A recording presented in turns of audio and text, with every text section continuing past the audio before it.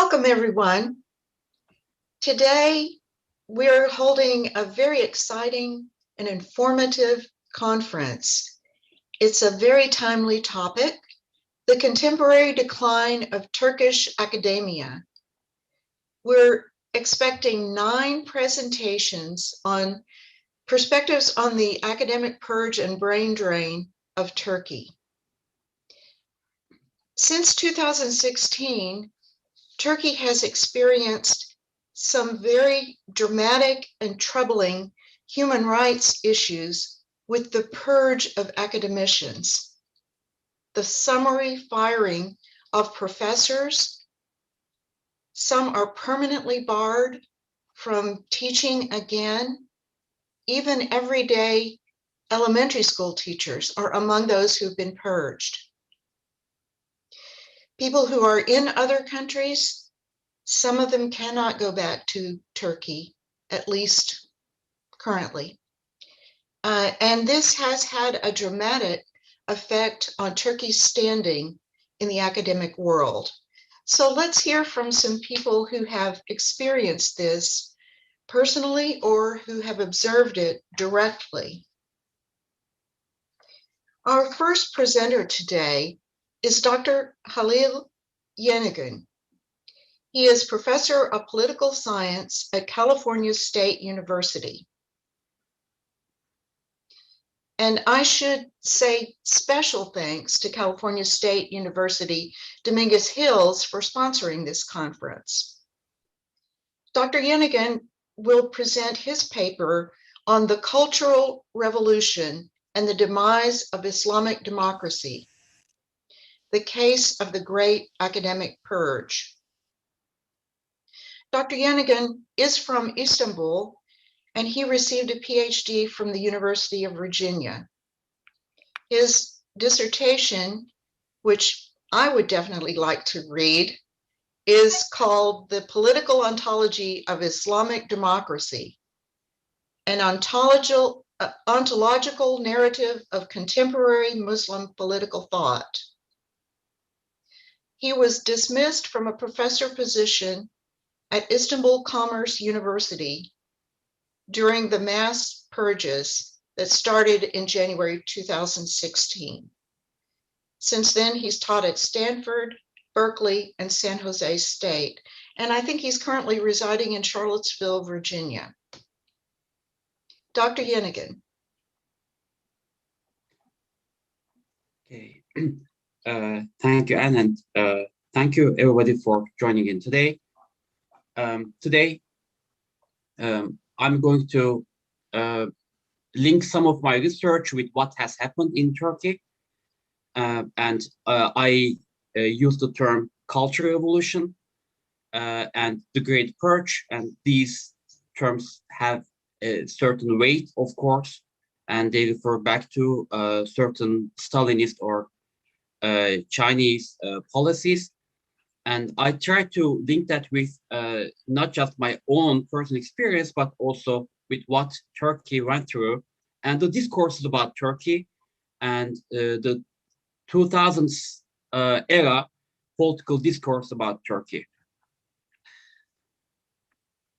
So the question is, after what we have been through over the last decade, from at least 2013 onwards for many, and it goes well beyond, before that in my presentation, is what has happened? Does it signify a self-destruction of the Islamic democracy project, which was so promoted back in the 2000s, with the example of Turkey? And I will try to show how it was exemplified.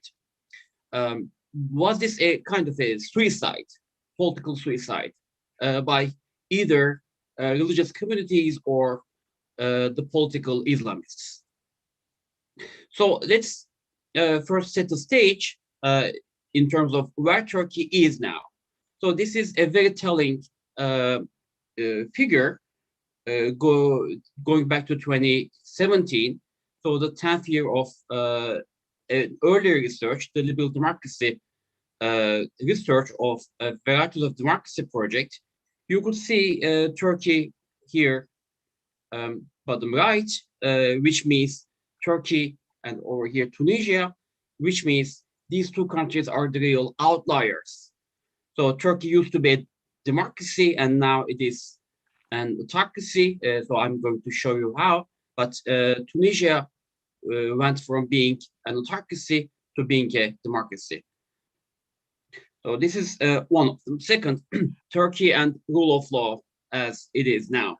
Turkey right now, so this is another project, World Justice Project about rule of law. As you can see over here, from each and every criteria, Turkey now ranks 109 out of 126 in the overall category. But in each and every one of them, like Turkey has really on the bottom part of this ranking. And I have a very recent data, and this is again Varieties of Democracy project from 2021. Turkey is now within the top 10 autocratizing countries, and Turkey ranks third. And Turkey is no longer, by the way, categorized as a democracy. Turkey is now an electoral autocracy. From 2015 till very recently, Turkey was categorized as competitive authoritarian country, but now it is decisively electoral autocracy, which means even the elections, the very basic, the minimum free and fair elections, they are not held. Elections are unfree and unfair. But how did we get here? If you look at the media discourse, not decades ago, but just 10 years ago, you could see all the mainstream liberal media in the West would categorize Turkey or like promote Turkey as a model for the Muslim world. Turkey now is a vibrant competitive democracy. New York Times from 2010. Foreign policy, vibrant democracy, example of reform in the region. A vibrant democracy led by Islam equivalent to the Christian Democrats. A template that effectively integrates Islam democracy and vibrant economics. And which is very striking, because then what could have gone wrong? Or how did all these liberal circles, liberal media, got it so wrong? Or they didn't get it wrong and something very bad happened within the last 10 years. How can we explain this conundrum? So you can also see the parallels in the academia. For instance, İhsan Dağı, who went through a lot after the coup himself, arrests and jails and other experiences, he used to say, for instance, the AKP exemplifies the ability of Islamic-oriented elites to regenerate themselves by embracing democracy in a politically competitive environment and in connection with European political networks and global economic institutions. And also, we used to have this interesting term, which is actually still in circulation, but it has its own trajectory. So Buhari and Senzai, back in 2013, they called, in our opinion, the AKP best exemplifies the concept of post-Islamism, meaning the erstwhile Islamists turned Democrats and liberal Democrats, and they started to promote democratic ideas and they embraced democratic ideals. Turkey, under AKP, Asif Bayat himself, who coined the term, or who co-coined the term along with some other scholars, and he says that Turkey under AKP have experienced some form of post-Islamist rule as late as 2013, even though he mentioned some of the worrying trends at the time.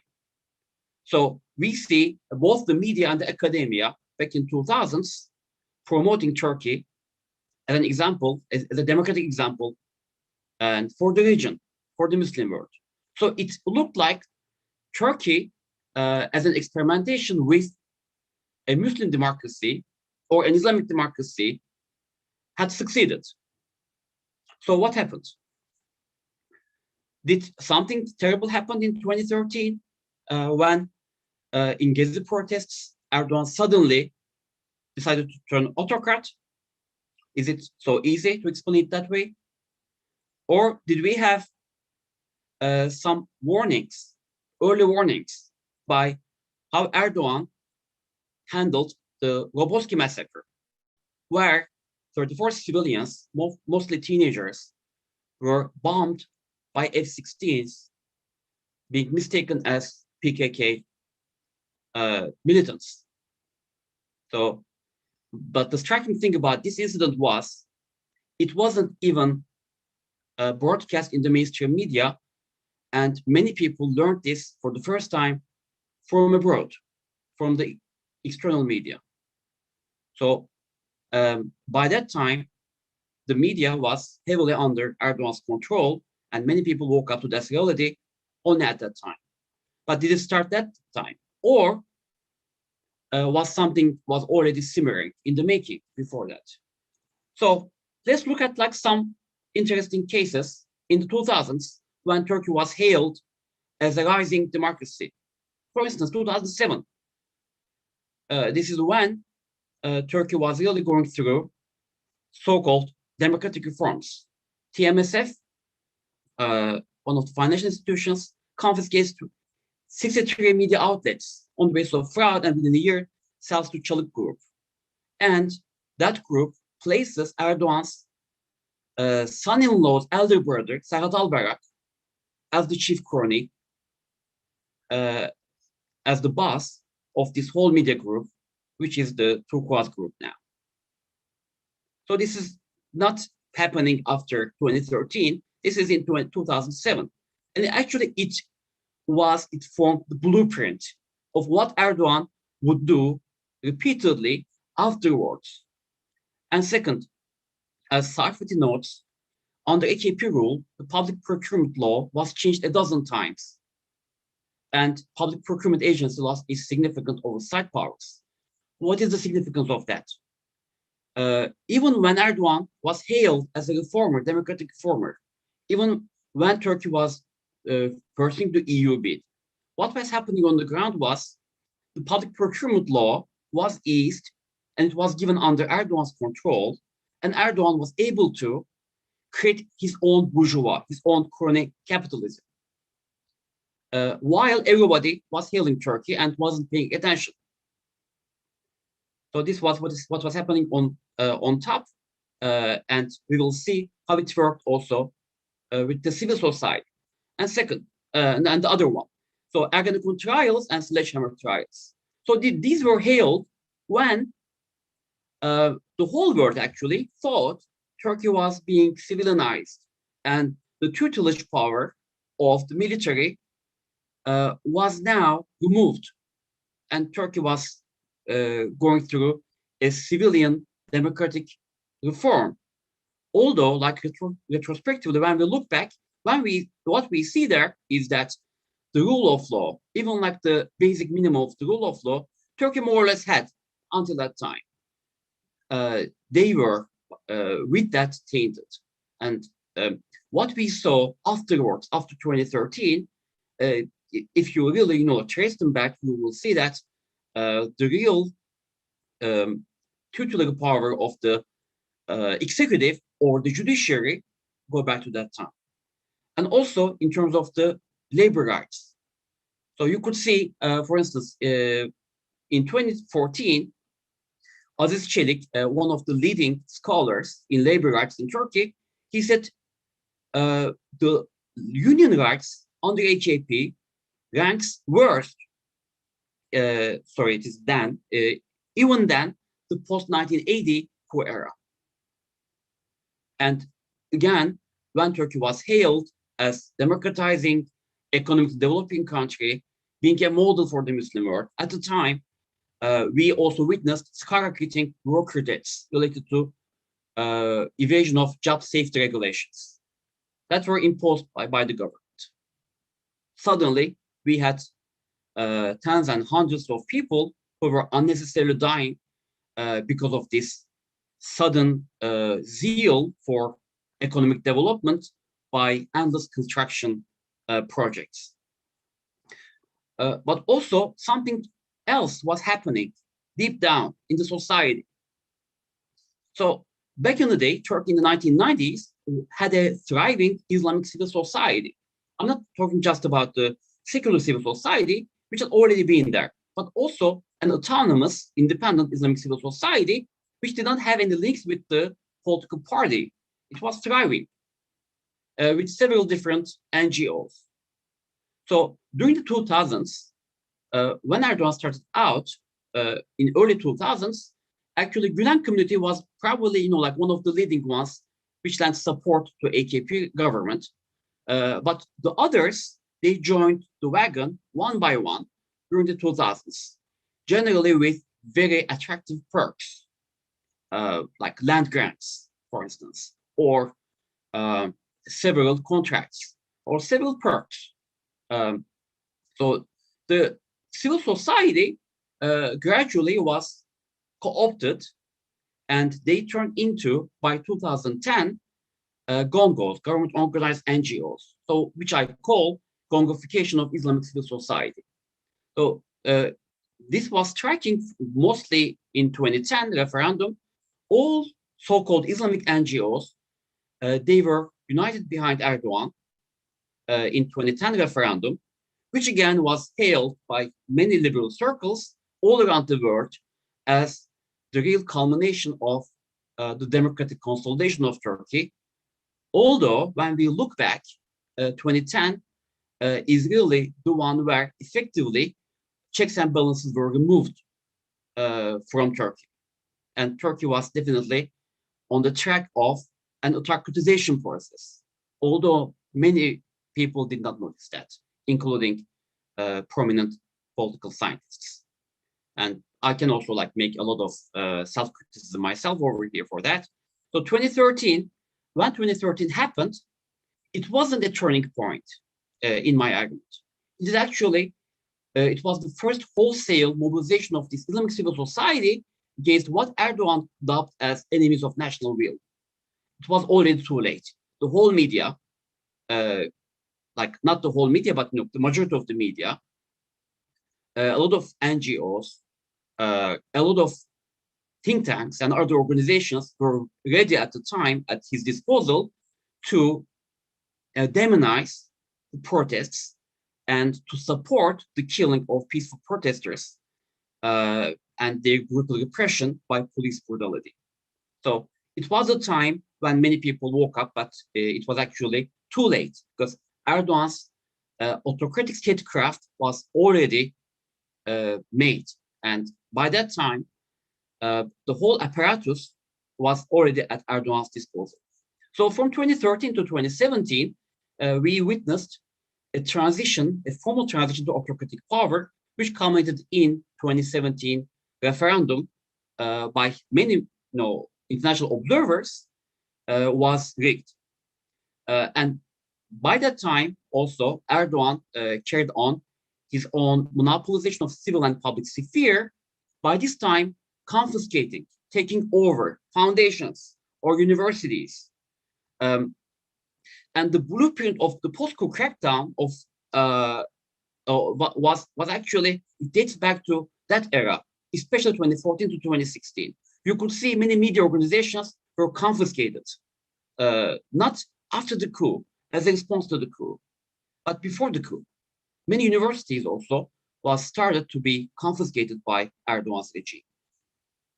So I'm going to actually, show you this as an example of the false discourse or misleading discourse, even though it is quite a few times very well intentioned. The misleading discourse is this: Turkey, as a result of the violent coup attempt, started a purge because they had to remove all the elements involved in the coup. So not just me myself, I'm blind that I'm kind of the absolute negation of that by my own persons, because I was dismissed from my job in February 2016 after the peace petition that I signed. Not as a result of the coup attempt. I was already abroad by that time. So Turkey's purge, the Great Purge, wasn't a response to what happened with that violent coup and necessary measures to bring the government apparatus under control. It wasn't so. But here, for instance, Times Higher Education says in the bottom, so such figures are unlikely to reflect the dismissal of and prosecution of what is estimated to be thousands of academics as part of a crackdown that followed a failed coup attempt. So this is actually a discourse that stirs Turkey unknowingly, because Turkey is actually benefiting from this kind of discourse by dubbing what happened as a necessary measure that followed the coup. No, Erdogan was already on track of monopolization of power and purging the state of all the disloyal elements before the coup. And coup only provided a legal pretext and the emergency powers that Erdogan could enjoy that he couldn't before the coup attempt. So it was that kind of a miraculous blessing, as he himself called, from God, for him to exercise all the powers he long desired. And with that, I'm going to introduce Academics for Peace as a very good case in point. So what we did as Academics for Peace was when we signed a peace petition in January 2016, it was already a process when Erdogan broke down the peace that was going on with the Kurds and resumed the fight when he lost the majority in the Turkish parliament following June 7, 2015 elections. So after the elections, instead of forming a coalition government, Erdogan, as the president at the time, foiled the attempts of forming a coalition government and repeated the elections. And in between, he resumed the fight and the national mobilization against the Kurds to regain the constituency he lost. And Academics for Peace, when the peace process broke down and when there were terrible and atrocious massacres against the Kurds, decided to sign a petition, release a petition, peace petition. And even though it was all about the peace process, it gave Erdogan the perfect pretext at the time to kick off the academic purge, what I call the Great Purge. And what happened there effectively was these academics, we ourselves gave Erdogan the list of academics to purge. It was 1,128 academics initially and 2,212 academics following the initial petition. So we gave a list of 2,000 academics who Erdogan could very well easily dismiss from their positions. And this is the text of the petition. You can easily find it on the internet, but it is called like "We will not be a party to this crime." And for instance, my dismissal had nothing to do with the coup attempt, of course. I was dismissed as a result of this petition long before the coup. But the Great Purge started. The Great Purge, gained its legal pretext with the coup attempt, and you could see a whopping number of people who were removed from public service for good. What the government officials or government columnists themselves dubbed at the time civil death. So they said they would convict us to civil death, meaning we would not get any job anywhere, and our passport would be confiscated. And the only option for anybody to have a job is either manual jobs, and we know many people are these days dying while doing their manual jobs.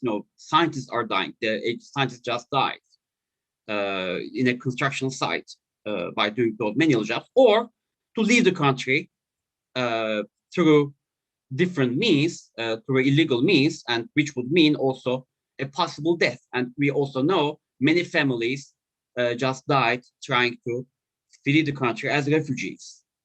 They drowned in the Aegean Sea or the river. So what does it all mean? What is Erdogan's endgame? What is Erdogan trying to do? That is the other part of my presentation today. It's about the cultural revolution. So I'm calling what Erdogan is trying to do as a form of cultural counter-revolution against the 1 century ago Kemalist culture revolution. This is what Erdogan is trying to do now. So to say, Erdogan is bringing Ottoman Empire back and getting rid of all these Western influences. So you could see in the discourse of Erdogan, when Erdogan converted Hagia Sophia into a mosque second time. The first time was when Mehmet II conquered Istanbul and converted that into a mosque. How he dubbed this whole thing as a form of cultural decolonization. So we are determined to eliminate the attacks of terrorist organizations. So like any one of us, actually, I'm included on that, of course, along with so many other people everywhere. Just that we raised the call of Islamic prayer to the sky over Hagia Sophia again, 86 years later. Again, like this enemies, always this enemy language, right? And then World War I was a power grab, a share in Ottoman lands. And now the world order is shaken at the foundations. Now we will frustrate those who dream the same about the quality of Turkey. Again, like all these external enemies undermining Turkey, trying to destroy Turkey. And he's the only one now like standing in the line. So those who are surprised by Turkey shaking off up and rising again, like a giant who woke up again from its century-old sleep, we say it's not over yet. So he's just starting. With that, I'm saying actually Turkey is now like expanding this role as an international outreach campaign, as a Muslim soft power bid, which extends to all the communities in the US, not just in the Middle East, but also in the US and in Europe. Turkey is trying to frame Erdogan as the leader of the Muslim world, as the second caliph, so to say, as the new caliph, so to say. What is striking is this has a lot of also foreign allies. This is interesting, a very interesting quote. I repeatedly, I usually quote it many times. This is from Salman Said's recent book, we call it The Caliphate, Decolonization and World Order. So let's see how it fits with the earlier discourse of Erdogan. So riding around the streets of Ankara in cramped white Renault, since that spiritual car journey, Yasin Aktay, Cemal Hashimi, Nur Yilmaz have done much to show that decolonization is not only a theoretical speculation, but a lived practice. So what Turkey is supposedly doing is yoking off the colonial powers from Turkey and turning Turkey into a new decolonized power. And what is striking here is this white Renault. What is a white Renault? Well, if you just do a Google search, you could see the white Renault is the notorious symbol of enforced disappearances. And this car actually is a car, most probably of the intelligence, because the people here are from the Turkish intelligence.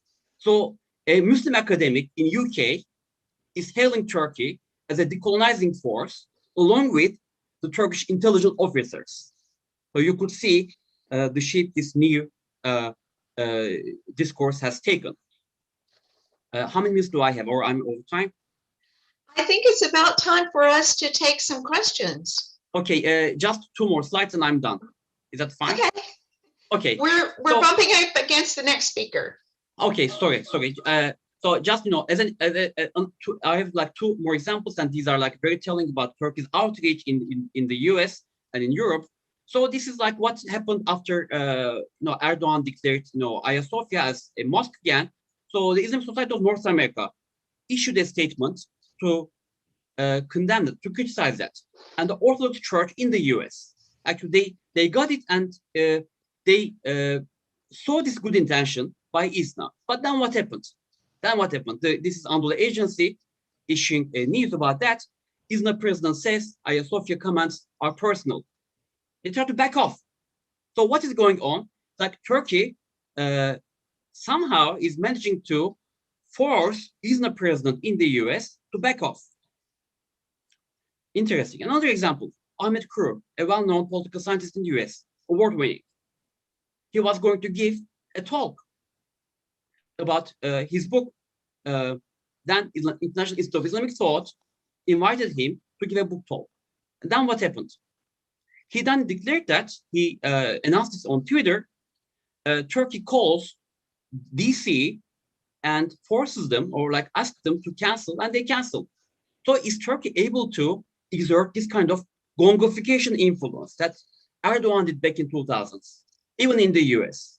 So how are ISNA and IT causing up to Erdogan, and why? What is going on here? So I'm just saying, this great purge, this culture revolution is now supposedly going global. Even the institutions in the US are aligning themselves or are being forced to hail Erdogan as this great Muslim leader. And with that, I could say all the Islamic democracy project that was popularized by the American academics at the time in the 2000s, it looks like it is now dead. As a bleak note, like instead we see a Muslim, so to say, anti-colonial power under an autocratic leadership of Erdogan.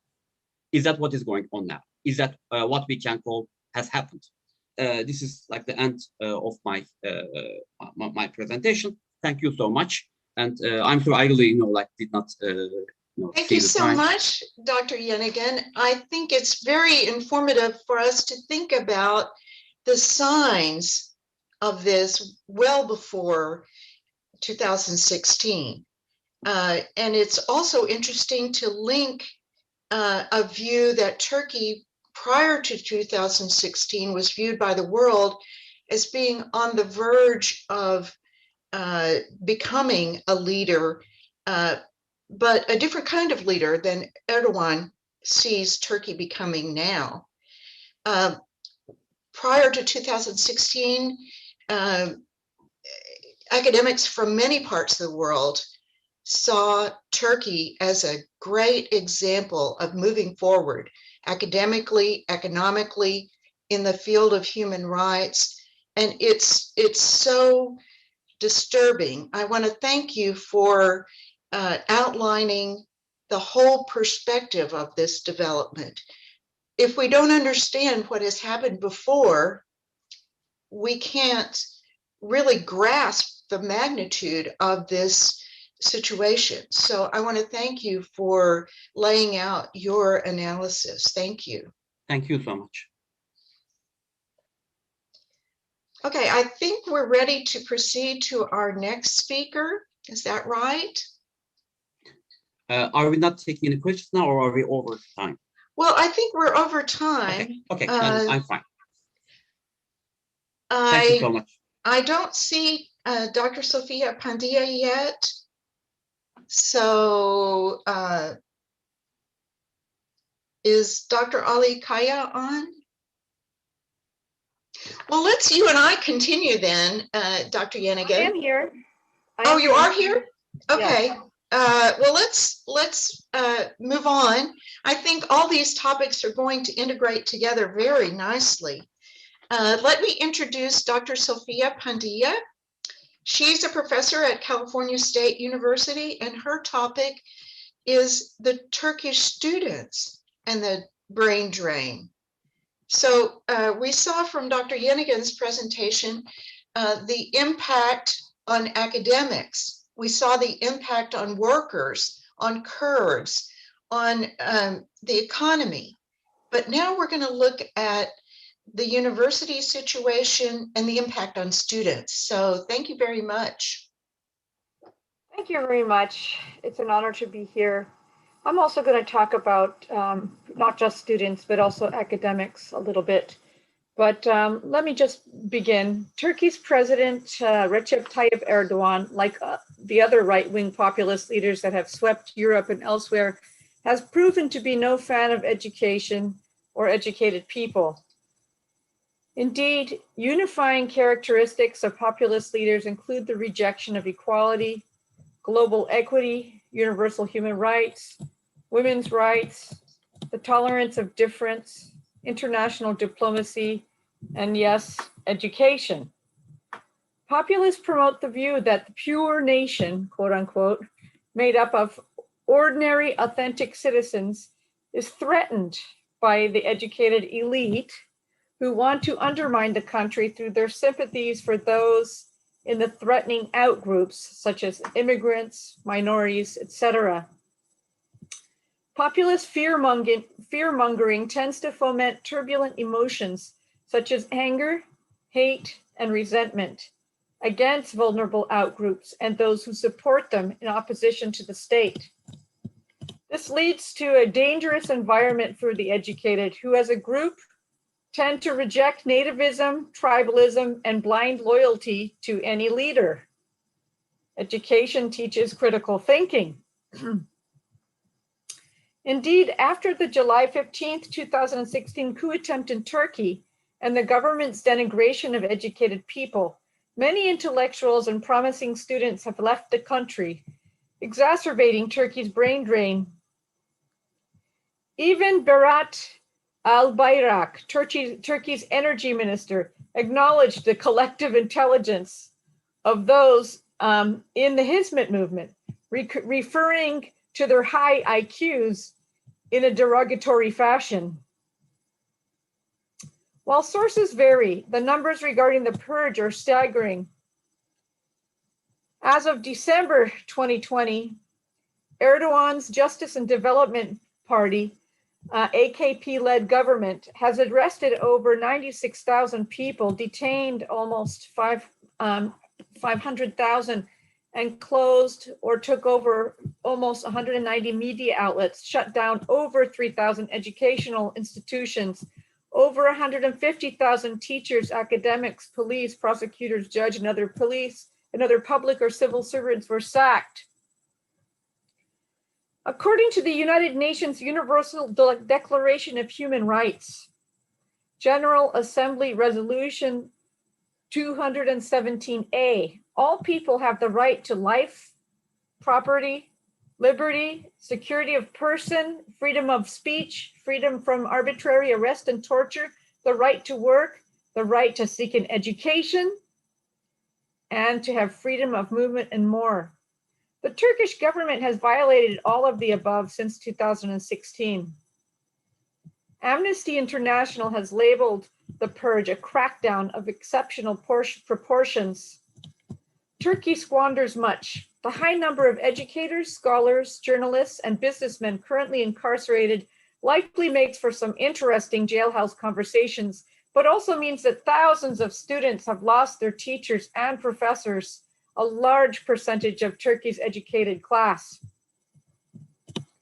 The Hizmet movement, accused of orchestrating the coup attempt, has been particularly targeted by the government, and many have left the country. Education-focused, both Gülen and Said Nursi advocated for reconciling religion with science and for the promotion of education. The movement has opened over 1,000 secular science and technology-focused schools and countless cultural and interfaith dialogue centers in over 180 countries. Before a coup attempt, these schools were so much of a part of Turkish social fabric that over 1 million Turks had attended them. Hizmet also provided educational charitable resources to the disadvantaged Kurdish communities in southeastern Turkey. After the coup attempt, many students have had to transfer schools or universities, or in many cases found their degrees to be no longer valid. One problem, just anecdotally, is that people would tell me that they went to a university, but then that university is shut down and the entire record of their entire education is just gone. So there is no way for them to prove that they gained a master's degree or a PhD, because the university and all of the records held by that university are just gone. Because of the fear of arbitrary detention and the closure of educational institutions and the complete deletion of students' records, many students have been unable to complete their educations, which violates the right to education. Those families that have fled Turkey as refugees because of all of this have experienced many forms of trauma. Children have had to endure the trauma of the journey, poor living conditions in the camps and in their new host countries, series of relocations, mental health problems, poor care due to mental health problems of their parents, sleep disturbances, disruption of education, and possible bullying and isolation at school. Here are some of the stories from educators and students, participants of the Hizmet movement that I interviewed that have fled to Turkey because of this disruptions to their education or to their jobs as educators. Elif was trying to finish her PhD thesis at a Hizmet-affiliated Fatih University, which was closed by the government after the failed putsch. Her thesis advisor was connected to another university, however, so there was still a small chance that she could finish her PhD. Unable to return for her oral defense from the US, that advisor was afraid to continue working with her due to her affiliation with the movement. "We cut the relationship with my professor," she clarified.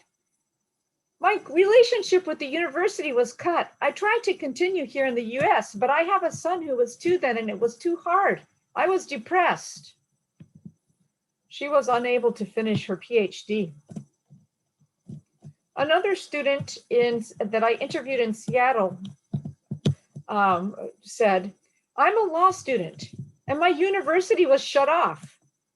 I want to study here, but the US and Turkey's law system is different. I have to start from the beginning here. The system is different and my family cannot support me here. I discussed this situation with my father and he said, it takes 6 years to wait for asylum. I can't afford a student visa. I don't know what I'll do, actually. They say we're going to a new university to be assigned to one, but I don't know if I'll be happy with the new one, so I'm confused. I hope Turkey will be better." A third student told me in an interview, 2 years ago, I started a master's degree in social science and international relations, and I completed all of my courses. I began to write my thesis. All of my paperwork was in my university. I don't know what will happen now because the university also closed. Turgut Özal University. It was affiliated with the movement. They closed the dormitory and the university in one night. Before the inspectors tried to find something illegal, they kept trying to find something, but they couldn't find anything illegal. But after July 15th, they closed all of the schools and the universities. We didn't know this would be like this. This was a private university. I had paid almost 7,000 Turkish lira, so my degree was interrupted.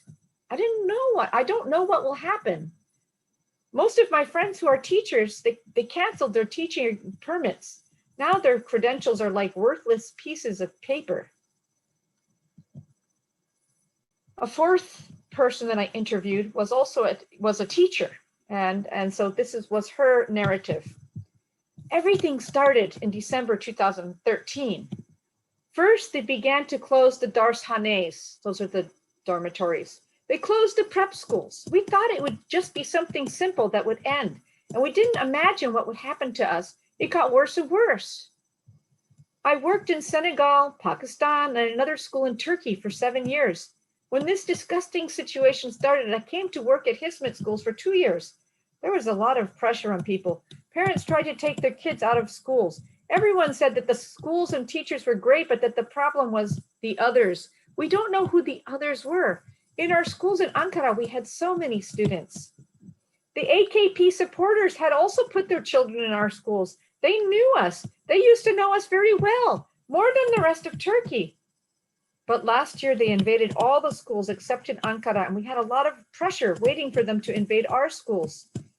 They finally invaded us last year with police and with the drug department, terrorism department. Fortunately, the children weren't there, but my daughter was there. They tore the upholstery off the sofa. We don't even smoke. Nobody smokes in our schools, but they were looking for drugs. They did terrible things. They brought 200 police to one single school. They measured the signs to see if they were absolutely the right size. They measured the windows, the frames, the corridors. They didn't find any mistake. We started to send our students to other schools. Every day there were fewer and fewer. Even though there was so much pressure, some didn't leave. when we came to the end of the year, we thought maybe we wouldn't get paid, we wouldn't have students, but we said we'd arrange the group to visit New York anyway. We learned that he canceled all of our teaching licenses. Another teacher told me, so I'm going to quote another narrative now. What will we do? They canceled 21,000 teachers' permits. What will we do? One of my friends, they didn't cancel his working permit. They fired all the teachers. He went to a private school. They didn't accept it. Now people can't work anywhere. And we're talking about the Turkish Republic's best teachers. They worked at the best schools. They were not just any teachers. Today I spoke to one of my friends with many national and international degrees. Now he's living with his mother in a village. He can't work. He's a math genius, but he can't do anything now. I saw the most clever people in the movement. These people wouldn't risk a coup, bomb the parliament, kill innocent people. They wouldn't do it like that. They wouldn't do this. I'm worried now about genocide. Neighbors are reporting on their own neighbors. Police will come and arrest them. Nobody knows what's happening. I can't get stressed out. If I do, I get headaches and hair loss. This is a short narrative by a high school student that I interviewed in Seattle. 2 months ago, we came here as interns for summer school as volunteers to help. There's a big population of Russian Turks here in Seattle, and there's a summer school. We came to help them with tutoring, guiding, and counseling. We wanted to just spend a summer here. Then the coup attempt happened and all of our schools closed. 3 of us are here from high school and just 2 from universities, and all of these closed. We can't go back. I only had 1 year left to finish. I'm thinking about what to do. I was going to finish and then maybe return to Seattle for a master's degree. But now I'm being assigned to a new institution by the state in Turkey, but it isn't equivalent. I don't even know if I should go back to this assigned university or to choose a new school. I just don't know what I'm going to do. So in conclusion, these voices that you just heard reflected the difficulties faced by educators and students after the coup. Clearly, Erdogan has targeted the educated as part of his restructuring of the country. Of course, he's also targeted the Hizmet movement. But as a populist, all of this is no surprise. Education itself works against populism, and thus Erdogan sees the educated correctly as a threat to his power. Erdogan's form of Islam is nationalistic, chauvinistic, militant, exclusivist, and all of it is a source for his authoritarian patriarchal leadership style. The Hizmet movement, in contrast, promotes inclusivism. It contains universal values, peaceful, and requires humility and service to others. Ideals that Erdogan's populist government would never uphold. Thank you very much. And thank you so much, Dr. Pandya. You've really put a human face on the mass purge. You've raised up human voices. We're all familiar with the statistics, but they don't grab your heart like the human stories do. And we've all heard those too. I especially appreciated your tying this populist fear-mongering to harm to the marginalized, to harm throughout Turkey. This is a lost generation. These are very bright people who could be leaders in bringing Turkey up in the world economically and in power also. So it's a very human loss, and it's a loss not just for a day or two, but for a whole lifetime for some of these people. So I want to thank you for really making this real to us.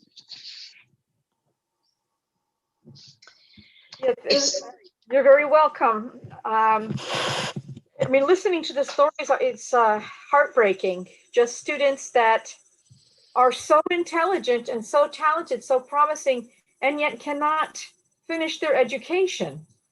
People that were just one exam away from, being able to have their master's degree or their PhD. And now, because not only their education is disrupted, but also their, that they have been forced to become refugees, and it's very hard to start or to finish a PhD when you almost finished it in Turkey, and then to somehow transfer that to the United States, that's almost impossible. So their life's trajectory is changed, and it's not just a loss to Turkey or a loss to the United States, it's a loss to the world, right? It's a loss of potential. Well, and it's not just these people, it's what they could have done. It's what they were on the path to do to raise up Turkey. Right. I especially appreciated your mention of the work in the South, in low-income areas, because I think this is, some people think, oh, it perhaps it is just academics, but it's not. It's those children that are missing after-school programs or having a chance to actually go to school where there were no schools in their village. So it's a huge loss. It's a huge human loss for the whole of Turkey. Exactly. I mean, the movement had opened hundreds of those tutoring centers, remote areas of Southeast Turkey, the Kurdish areas where the PKK operates, and to some degree was in competition with the PKK to, to attract the Kurdish youth. And those tutoring centers offered a way out, a way out for Kurdish youth, a way to become successful and, for the next generation of Kurdish youth. And now without those tutoring centers, there's fear that that Kurdish youth could instead be turned back to the mountains, right? Back to the PKK. I was fortunate to see some of those tutoring centers, and I was quite impressed. And I was also impressed that the idea was not only the universities, but out into the communities to build up people who didn't have another chance. And my heart breaks. My heart breaks for those people and for Turkey. Yeah, exactly. I mean, this is a tragedy, not just for Turkey, but for the world, because the people that were so intelligent, just the very promising generation of people, it's not just Turkey's loss, it's the world's loss. I mean, I still of course have hope for that those people will somehow be able to heal and contribute to society, but the contribution, it's hard not to notice that the contribution could have been so much more if they didn't have their life's trajectory interrupted in this way. Well, and the other thing is the schools were not only in Turkey. I had seen some schools in other parts of the world, the former Soviet Union, even the Far East, and the influence of Turkey's educational drive was felt all across the world. And so the impact of closing schools, the impact of interfering internationally with schools and charitable movements was more widespread than you might imagine.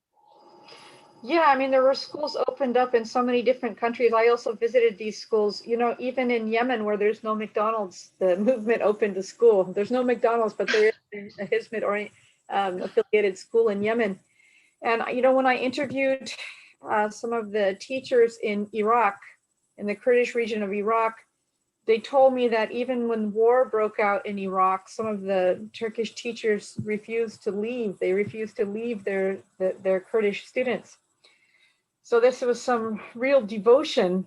And in many countries right now, like in Malaysia, to some degree Afghanistan, the Turkish government's long arm has pressured the governments to also shut those schools and persecute the teachers that are teaching those schools.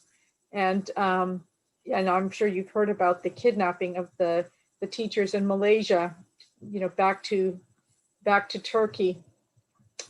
It's just a scary, very scary time. It's hard to believe the international community can accept that. Well, the international community doesn't always accept it. It's only in countries that are susceptible to the influence by the Turkish president. For example, in Nigeria, I also visited in many of the schools in Nigeria. The president did not allow, the Erdogan did pressure, I think it's Bukhari, to close the schools in Nigeria, but he refused because those schools are some of the best schools in all of Nigeria. So he just said, no, we're not going to close the schools. And in fact, the movement's cultural organizations in Nigeria promote interfaith dialogue and sectarian inclusivity in an area that is actually plagued by a lot of sectarian rife. And so the government chose not to shut down any of those institutions, not to shut down the schools. So it's not true that the international community has, as a whole, has fallen victim to Erdogan's influence, but many countries have. Well, without conferences like these and others to bring this to public understanding, I think even here in the US, it's very difficult. And like you say, when people have had their lives interrupted, shockingly interrupted, it alters their whole worldview. Their fear is real. Yeah, their fear is very real. I mean, I had to, in Greece, I interviewed a lot of refugees that crossed over, and I stayed with a refugee family. And one little girl, her name is Yusra, she actually, from Turkey, she was only 8 years old when I interviewed her in Greece, and I didn't interview her, but I lived with her.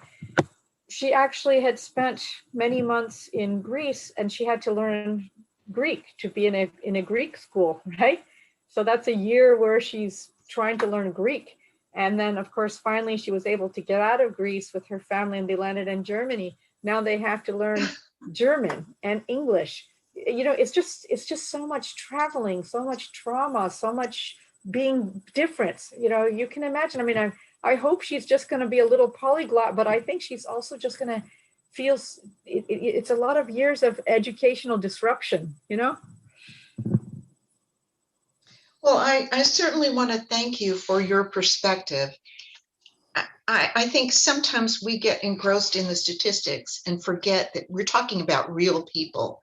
We're talking about thousands and thousands of real people. Yeah, thank you very much.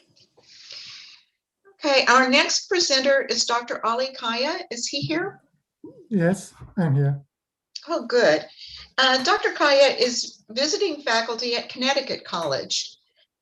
He is also a Purge professor from Turkey, and I'm sure that his presentation will be very meaningful to us personally, because he's talking about from prison to freedom. So thank you, Dr. Kaya. Okay. First, I would like to thank the organizer for giving me a chance to talk in this nice conference. As you mentioned, I'm going to talk about my personal story. Right now, I am a visiting faculty at Connecticut College. Formerly, I was a professor of physics at Boğaziçi University. I worked there as a full-time faculty member for 11 years. And as you mentioned, I'm one of the Purge academicians, like one of the thousands. And I was actually one of the luckiest ones that I'm going to describe. And I hope my presentation is not going to be too personal, but I'm not a social scientist. I will not be able to make any conclusions about political science or sociology or anything. I hope that my personal story may be help to those working on these areas to conclude in those directions.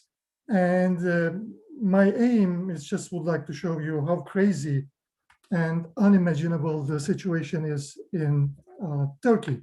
I hope you are seeing my screen, right?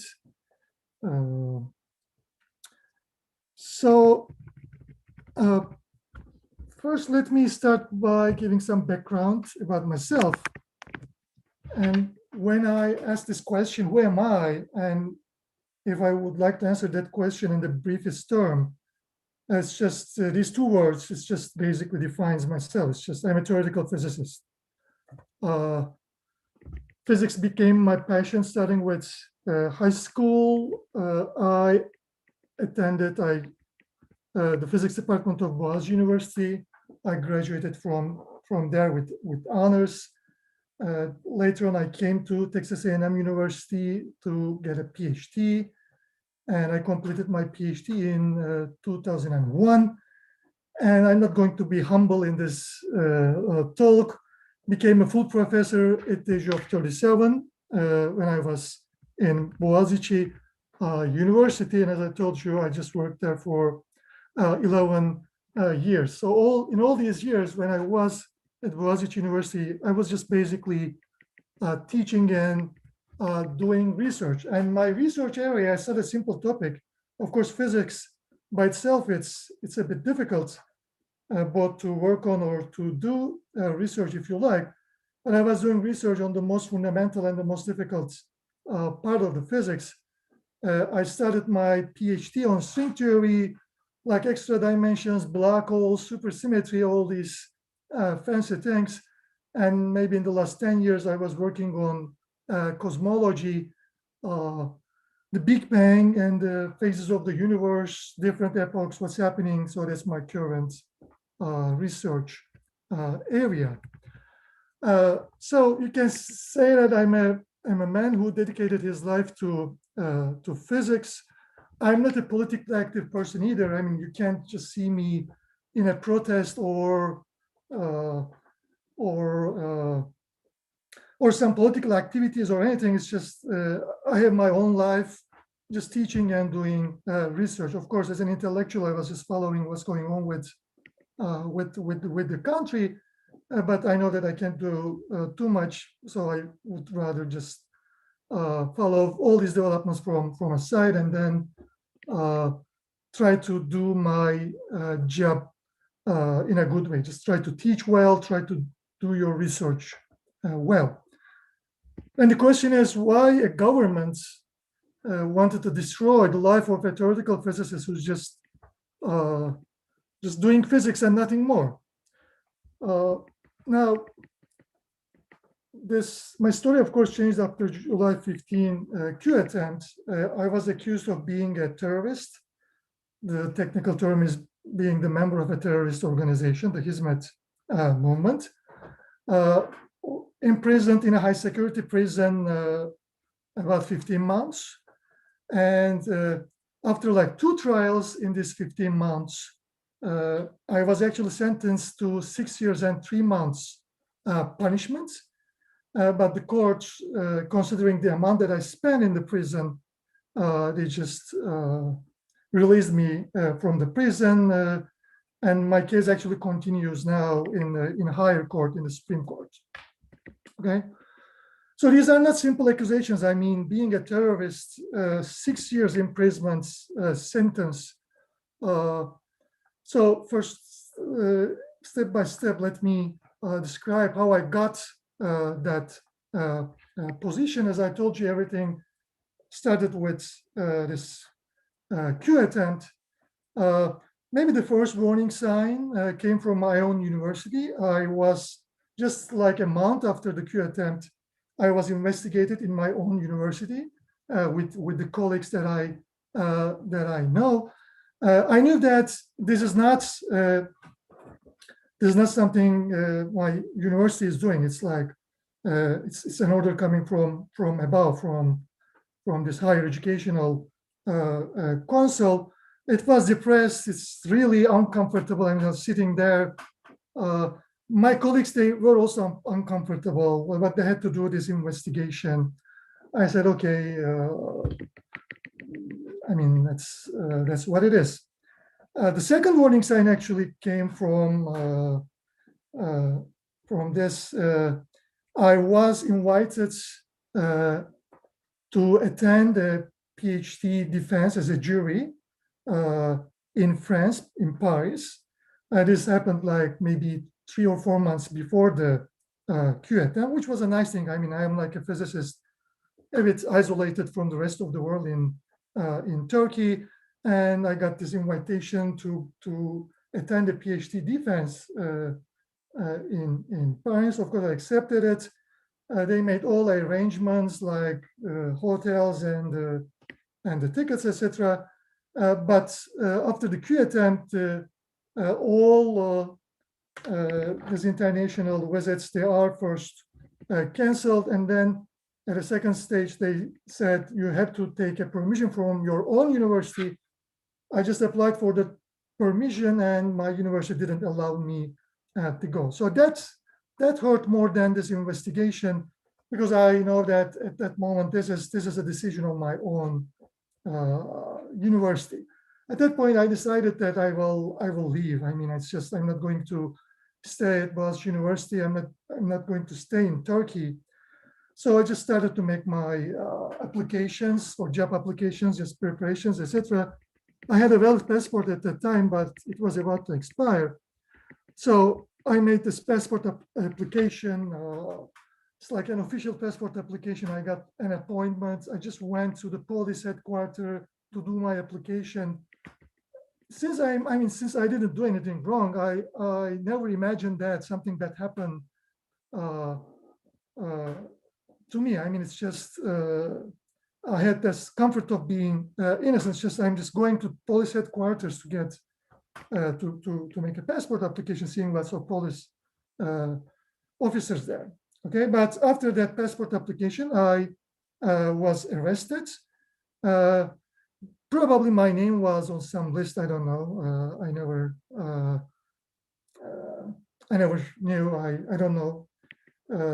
But actually, my passport, there was no problem with my passport application. And then later on, I received my passport. But later on, they just called me and they invited me to the police headquarters, and I just run away, just immediately go there.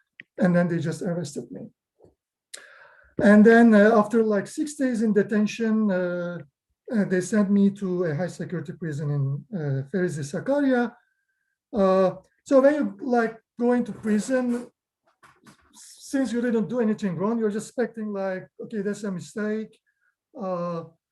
This won't take long, maybe in a week or maybe in 10 days, you'll go out. So you have all these hopes in this whole process. And unfortunately, my indictment was prepared after 6 months when I was in prison. And then I was be able to stand on a judge after like a year. And in the second court, as I told you, I was released from the prison with the 6 years and 3 months sentence. So I told you that I hope it's not going to be too personal, but I would like to show you just one page, just to show you how the crazy things are in Turkey. So this page is from my official indictment. So this page is prepared for a prosecutor. It's an official document. So these are the official accusations against me. And it's not only just, it's in my indictment based on these accusations, a high crime court in Istanbul, they found these evidences in quotation enough for my punishment of 6 years imprisonment. So there are 4 accusations. First, they claim that I use this program, which is an encrypted cryptographic communication program, Bilog. Of course, they didn't tell me any info about, what I wrote with that program, to whom I wrote. They really don't know. So they have this huge list of people. They claim that they is using Bilog. That list is constantly changing. People, they're like entering that list, it's just they're going out of this list. So based on that list, So they say you used Bylog, which, by the way, is a simple a program that you can download from Google Play Store or from Apple Store and use it. And they are making all this fuss of such a dangerous program. Only Hizmet movements or terrorist organization participant, they can use it, etc. So they make this whole thing as a real evidence.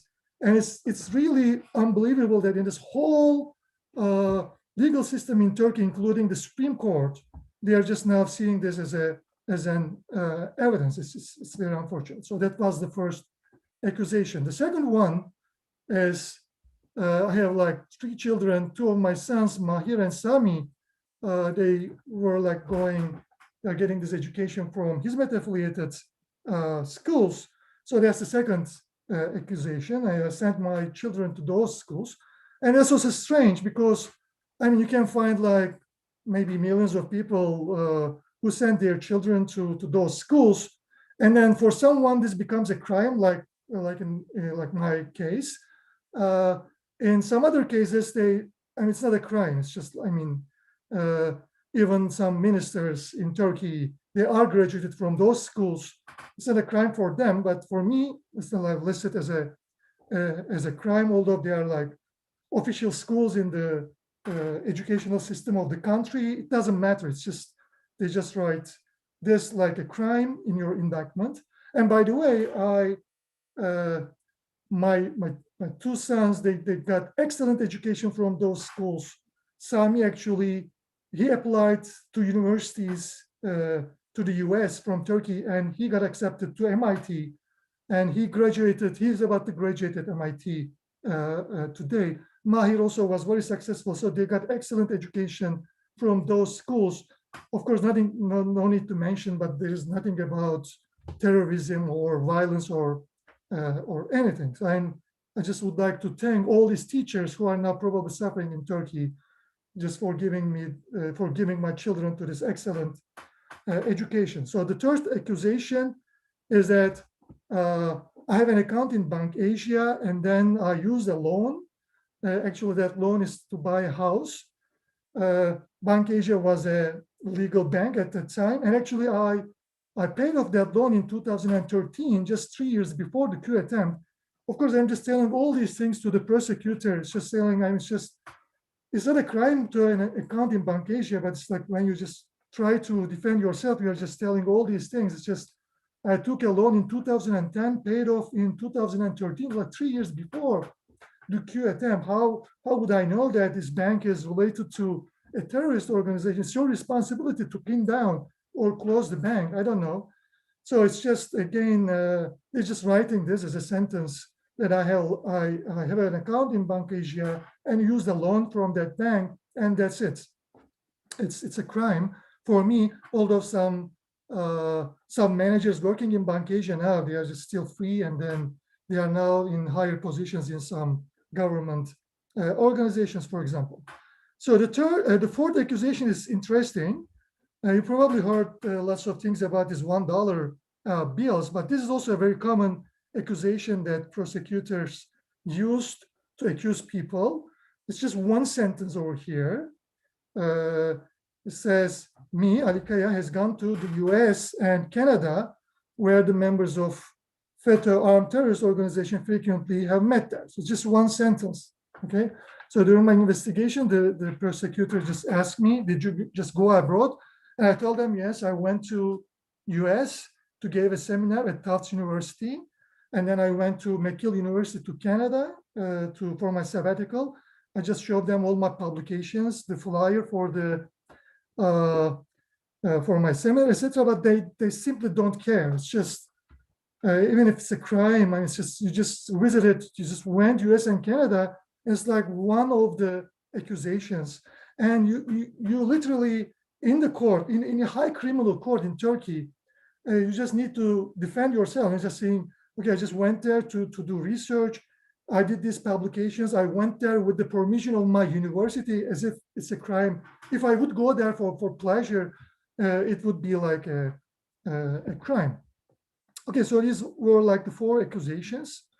And then this paragraph, so this is the second page in my indictment, but what I would like to emphasize here is this this conclusion here that I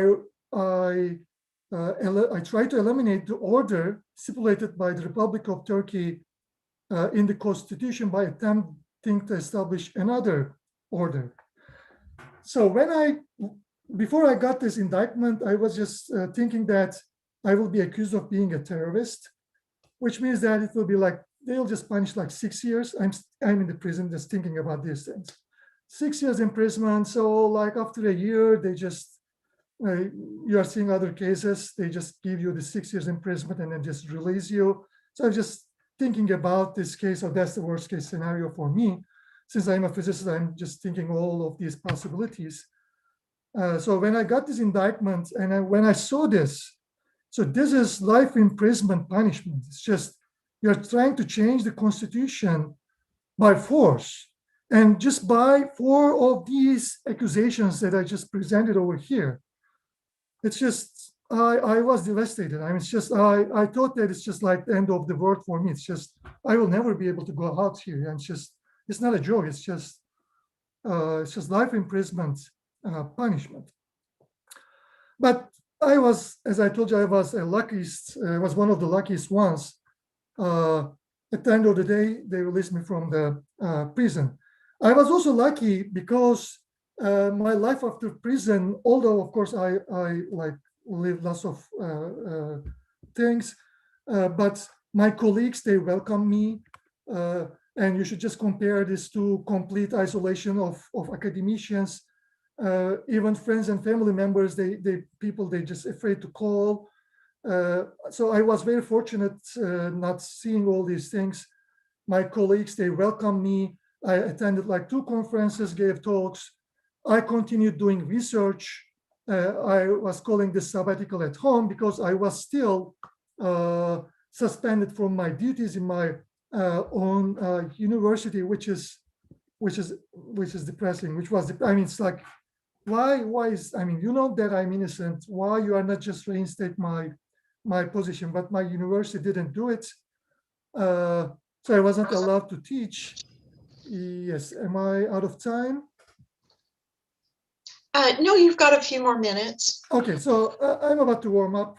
It's just, so I have this dilemma about my university, which is of course one of the best universities, and I think it should be preserved. But you probably follow the recent developments, which is very sad about Boğaziçi University. But I always have this dilemma whether should I get angry to them, so they just suspend me from my position, although they knew that I am totally innocent, or should I be grateful to them because they didn't fire me? Maybe I'm a unique case where after going all these processes, I did not get fired from my position. But after just 1 year, just waiting period of this reinstating to my position, my legal case was continuous, etc. So I decided to go out. I came here to the US. First, I came to Harvard with the help of Harvard Scholars at Risk program, and then just worked there like for 10 months as a visiting scholar, taught a graduate course on cosmology. And I received the Scholar Rescue Fund Fellowship, and then currently I am teaching in the US at Connecticut College. So why a government wanted to destroy the life of a theoretical physicist? So the only answer that I want is the government. They just try to just destroy a community, a group of people, not just the members, but like someone like me who are just partly involved with the movement. So that's the only answer that I unfortunately get. It's either you can call it a genocide, many people have died, or you can call it this politicide.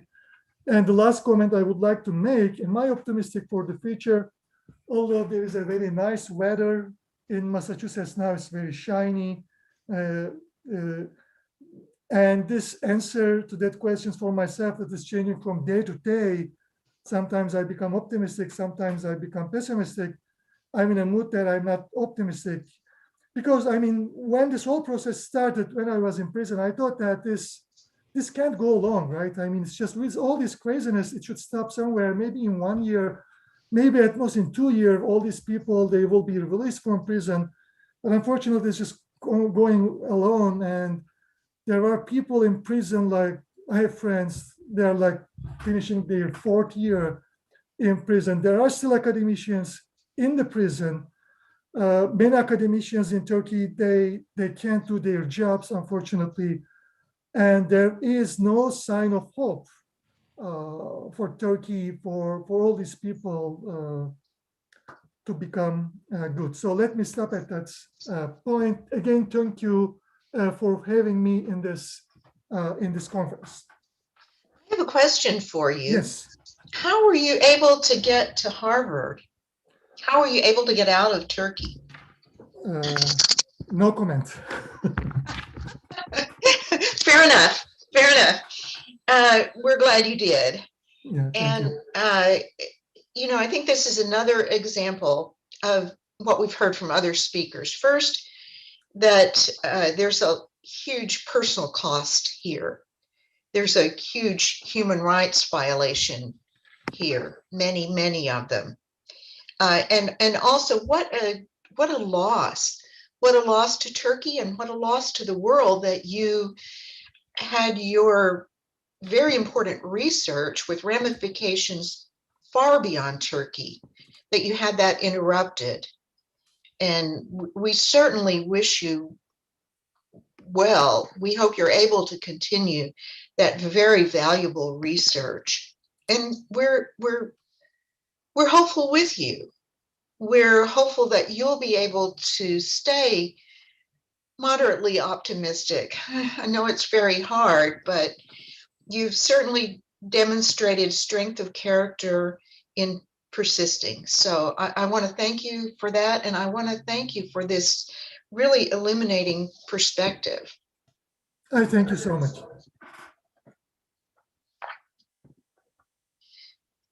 Okay, our next presenter is Dr. Ori Soltis. Is he with us? Yes. Good, well, welcome. Dr. Soltis is a professor at Georgetown University, and his topic is the brain drain, from Austria, then to Turkey, and now. And I think his perspective will be very interesting too, because it includes his life, his studies in Judaic mysticism and Islam. So I think it's really interesting to see the interlocking of dialogue here among various religions and how important that is. So thank you so much for joining us, Dr. Soltis, and we'll turn the floor over to you. Thank you so very much. It is a pleasure to be with you. It is, interestingly, from a Jewish perspective, Passover starts this evening, which of course is a celebration of liberation from a tyrant. And this whole conference revolves around a tyrant from whom hopefully Turkey will be liberated at some point in the near or rather more distant future. I would also like to start by referencing a famous comment by the Indian philosopher Santayana, which is that those who don't study history are doomed to repeat its mistakes, or one variation or another on that statement, because my remarks this afternoon focus a bit more on history by way of a comparison to the present reality.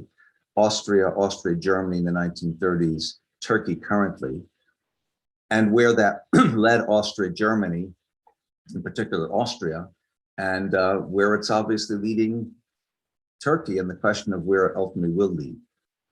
If one looks as a starting point at Germany in January 1933, Adolf Hitler was democratically elected as chancellor, just as in 2003 in Turkey, Mr. Erdogan was elected as the prime minister of Turkey.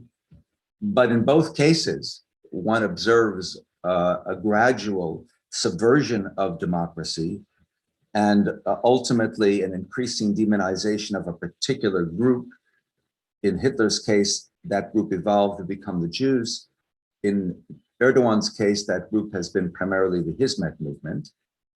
And in Germany, we look, for example, just a few months after Hitler took power in May of 1933, the book burnings were symptomatic, of course, of very strong anti-rational, anti-reasonable, anti-intellectual, anti-educational kind of perspective.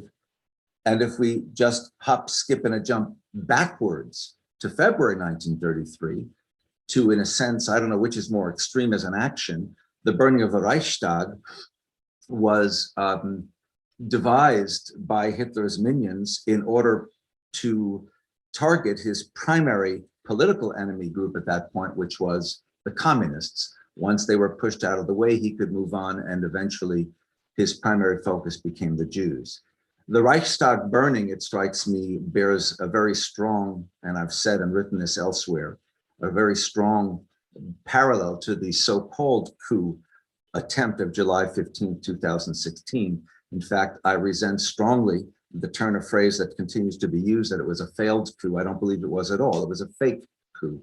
Everything about it and its details suggests that it was put in place and put in play by Erdogan himself and those around him to provide the pretext that it then did for him to speak as if God was on his side, the divine gift, so that he could more effectively target Hizmet than was possible before. Hitler, the creator of the burning of the Reichstag, of course, had been born and grown up in Austria. And Austria, 2 months after Hitler became chancellor in Germany in March of 1933, dissolved its parliament. So it was already following the kind of course that Hitler was laying out for Germany early on. And where education is concerned, and where the brain drain is concerned, one can see an even more direct comparison between Austria then and Turkey now than Germany then and Turkey now, only because, as I'll explain in a bit, the Austrians eventually took a very serious look at where things had come and a kind of demographic and quantitative and not only qualitative analysis of what had happened. In fact, Austria was more enthusiastic about Hitler than Germany. When he arrived there, he was greeted as royalty.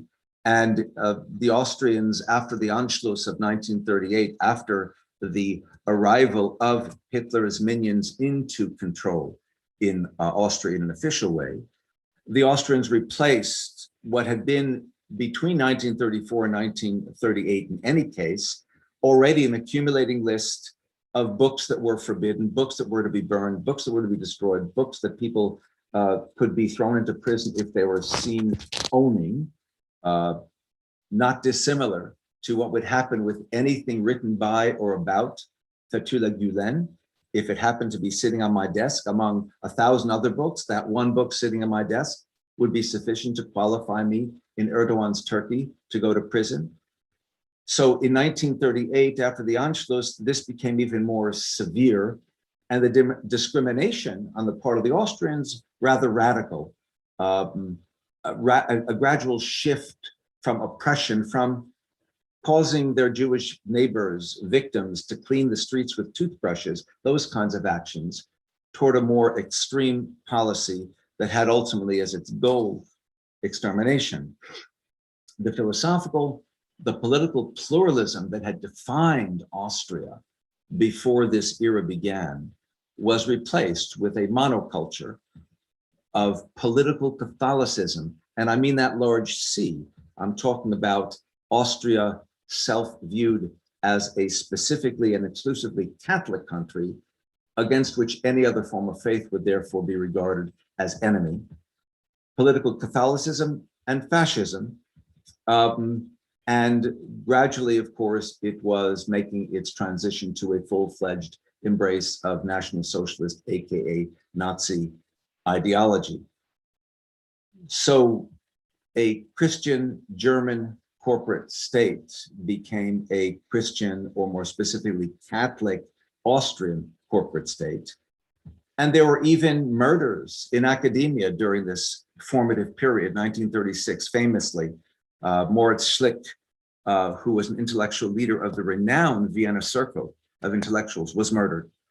And the comments on it in the Catholic press was rather astonishing in terms of, well, it's really too bad a murder had to happen, but look what this guy stood for, was the idea. Jean Améry, a writer who was one of those who managed to flee Germany and Austria, and who became ultimately, he fled Austria to be more specific, who ultimately became a member of the underground in France, but renowned as a writer, wrote in 1971, and now I'm quoting him, if I may, "The land expelled before its time that very spirit which it had given birth to. Freud became an inter-Jewish matter against which Christian vigilance was advised.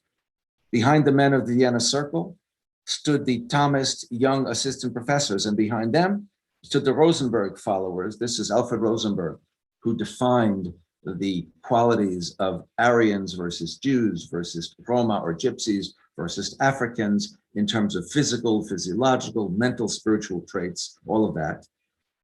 Behind them stood the Rosenberg followers, who found it possible to reconcile their Christianity with their loyalties, just as the church found it possible to do with the Nazis. Literature received public support and approval as long as it busied itself with Alpine Christian yodeling, whose celebratory Catholic melodies were quickly and without formal difficulty transposed into the Nazi key. The native literati behaved like drunks. Their merriness gradually changed in a manner unnoticed, but not accidental, into a howling rage. And of course, Jean Améry is just one of a vast number of individuals who were forced to leave Austria during this time period. About 150,000 intellectuals, scientists, artists, philosophers, musicians, psychoanalysts, jurists, medical people, athletes, anything you can imagine that contributes to the cultural, the overall cultural and intellectual and psychological and spiritual well-being of a healthy state was being expunged from that state. So just a handful of individuals: Marie Frischoff Pappenheim, a physician and a writer; Sigmund Freud, of course, well-renowned as the founder of psychoanalysis, who ended up, of course, in London, thereby enriching London by the loss to Vienna of his presence there. Max Adler, another psychoanalyst who went to London. Martin Buber, the renowned theologian philosopher, who went to what was then Palestine, would later be Israel, to be teaching at the Hebrew University. Arnold Schoenberg, the famous 12-tone composer, who came to the United States, ending up in California. Arthur Schnabel, another renowned composer, who also came to the United States, ending up in Chicago. And this is, of course, just a handful of names that are the tips of the iceberg of what was happening in the drain that came from Austria to elsewhere. Ernst Gombrich, the art historian, coming to Great Britain. Fred Acht, the lawyer, coming to the United States. Viola Klein, the sociologist, coming to Great Britain and teaching at Reading University. I mean, the list just is spectacularly long of those who were lost to Austria and therefore became present and contributors to the United States, to Great Britain in particular, to other places as well. So this great brain drain came to a halt, you might say, with the end of the war, of course. So 7 years after the Anschluss, or 11 years after the beginnings of things in March of 1933, one could see that Austria, in the aftermath, has become a second-rate contributor, a minor contributor to civilization after World War II, having been an extraordinary, vibrant, and important center of civilization in the period leading into the 1930s. And if one fasts forward, as one can and must, to 1993, there was an exhibition and a book published by the Austrian Cultural Institute that was entitled, in its English translation, The Cultural Exodus from Austria, which means nearly half a century after the end of the war, Austria was finally coming to recognize what it had lost by virtue of what it had pushed out of itself because of the fascist policies that it had so enthusiastically embraced, that it so dominated it, thanks to Mr. Hitler and those around him. This coincided, by the way, with Austria's recognizing for the first time, at least in a public way, that they had not been Hitler's first victims, which for nearly 5 decades, they claimed to be the Anschluss victimized Austria. But they recognized by the 1990s that, on the contrary, they had enthusiastically embraced Hitler and they had been his accomplices.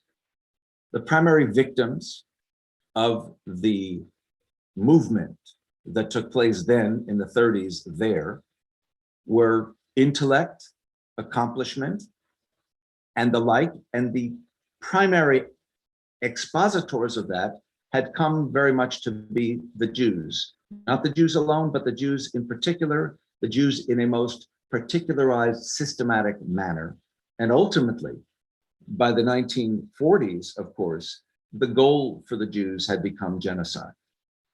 In Turkey, to use the distinction that Ali just made, that Dr. Kaya just made, between genocide and politicide, you might say that Germany has followed a course where it's not genocide per se, but politicide that it has had in mind. In Turkey, Erdogan, to repeat, was democratically elected initially as prime minister in 2003, as Hitler had been in 1933, democratically elected as chancellor in Germany. And gradually, as Hitler did, so Erdogan has subverted democracy, transformed Turkish society, transformed, subverted, distorted, and all but functionally destroyed the 3 primary branches of the Turkish government, like the American government: judicial, legislative, executive. All of those branches have ceased to have an active functionality, except they are all subsumed into the narrow pinnacle of the executive branch, which is represented by Mr. Erdogan. The structure of the government was changed so that now, as president, formerly as prime minister, he has not only more power than the president would have had in the democracy of Turkey, but more power than the prime minister would have had in the democracy of Turkey. He has, of course, closed down schools. He has closed down, you've heard, Fatih University, and he's closed down 1,000 schools or more across Turkey, which, as you've also heard, in so many parts of Turkey, have served primarily otherwise highly educationally underserved communities in the South and East. In other words, where these schools are most needed, they can no longer be found. He has subverted the media so that anything and everything you hear about Turkey is controlled by Mr. Erdogan's minions. I read an article just, I want to say 3 years ago, from the New Yorker by a very qualified journalist about Mr. Gülen, and I was horrified because his source, one, was a Turkish governmental source. So surprise, the article was very negative about Gülen because Gülen has become the key nemesis of Mr. Erdogan. And I was shocked that an American journalist of that quality should not have done more homework to get a more even view of the protagonist of his article. So primary victims, as with Germany and Austria, intellect, as with Germany and Austria, accomplishment, and all of their concomitants, and as its primary expositors, not the Jews, but the Hizmet movement. Consequence, brain drain. Consequence, skill drain. You've just heard about kidnappings, for example, as far afield as Malaysia. So it's not only within Turkey, but beyond Turkey. And you can bet that if it were possible for Mr. Erdogan to accomplish his ends, Mr. Gülen would find himself dead. It's only his good luck that so far that has not happened. In Germany and Austria, the Jews were not the only victims. Anyone who was perceived as in opposition to the Nazi party was. In Turkey, it's not Hizmet that's the only victims. Anyone perceived as threatening to Erdogan is. The brain drain, I've encountered minds all over. They may not be as famous yet as Freud and Schoenberg, but all over. I've encountered athletes, Enes Kanter, he is famous in the NBA. I've encountered refugees in Tbilisi, Georgia, who have managed to come over the border to safety. In our own conference, we have already been hearing from refugees of Erdogan's Turkey. Hizmet, as you also already know, is a service organization. That's what the word Hizmet means in Turkish, Hizmet. It provides education, it deals with poverty, it provides social services, it works for interfaith dialogue, it teaches civil Islam. And in Turkey, rather, all of this has been replaced. Compare Austria and its Catholicism. It has been replaced in Turkey with a narrow and ugly version of Islam, and with hypocrisy, as Erdogan both fails to uphold Islam's ideals, and he shows off publicly his pretense to be a good Muslim, doing what in Arabic would be called a tertiary level of shirk. Fundamentally, the potential contributors to civilization and to Turkey itself have gone elsewhere. So Turkey, from a position of being a leader, in particular, within the region of the Middle East, but potentially within the world itself, under Erdogan has doomed itself to be second-rate, to be a minor contributor to civilization, as was the fate of Austria and was the fate of Germany after World War II. The best that Mr. Erdogan can do, as we've already heard, is to bully those whom he can. But ultimately, the consequences are the question: how many decades will it take for Turkey to recognize what it has lost, as Austria, in a very formal sense, and Germany eventually in a less formal sense, have come to recognize? I end where I began, with Santayana's statement. If we don't learn from history, we are damned and we are doomed to continue to repeat its mistakes. And I thank you all very much. Well, thank you, Dr. Soltis. That is food for quite a bit of thought. The parallels with Germany in the 1930s are very striking. I was particularly interested in your remark that 50 years later, Austria is just now assessing 5 decades of brain drain. Yeah, this is one version, if you can see it on screen, of the book that came out in 1993 on the brain drain, essentially. And in the back, you have page after page after page after page of hundreds and hundreds and thousands of names that, just from Austria, that they recognize, you know, we're contributing all over the world, rather than contributing to Austria because they were driven out of Austria between. And once you purge those people, you can't get them back. No. You can't get back what they would have done. Exactly. It's tragic for the country. And certainly, I suppose I'm preaching to the choir here, but the current situation, aside from all of the individuals who are suffering because of what's happening in Turkey, if one thinks of the concept Turkey in the long run is suffering, which I find one of those great ironies. But as one of the previous speakers commented, right to the point, that it is these kind of fascistic thinkers are no friends to education, but they're also typically no friends to the countries they lead. Forgive me, but I think of our own country, and we have barely dodged a bullet in the same sort of sense, led by someone who really wasn't interested in the United States, but in himself. And that's where I see Erdogan, as there are any number, alas, of people like him running around, running countries today. Well, I wonder too, the Germany example highlights so many people in so many institutions, including the Catholic Church and the Lutheran Church in Germany, Yeah. Who were so easily co-opted. Yes, so easily threw over their values and identified with the message of someone who was speaking exactly in contrast to their long held deep values. yes. There is a wonderful documentary done by an academic by the name of Steve Martin, not to be confused with the comic of the same name, Three Theologians and Hitler. And the sense of alignment of the cross and the swastika as symbols, but the larger concept was and is chilling. And, you know, I think of how he has subverted Islam, and those who have managed to line up behind him to be subverted by his subversion is chilling. And of course, one of the reasons he is so bound and determined to destroy Fethullah Gulen and anyone and everyone affiliated with him is that Gulen's message is so antithetical from his. It's about civil, not political Islam. It's about a universalist vision that is no less precisely Muslim than anything that Erdogan could try and cook up, but at the same time recognizes that if it's not about all of us, it's about none of us.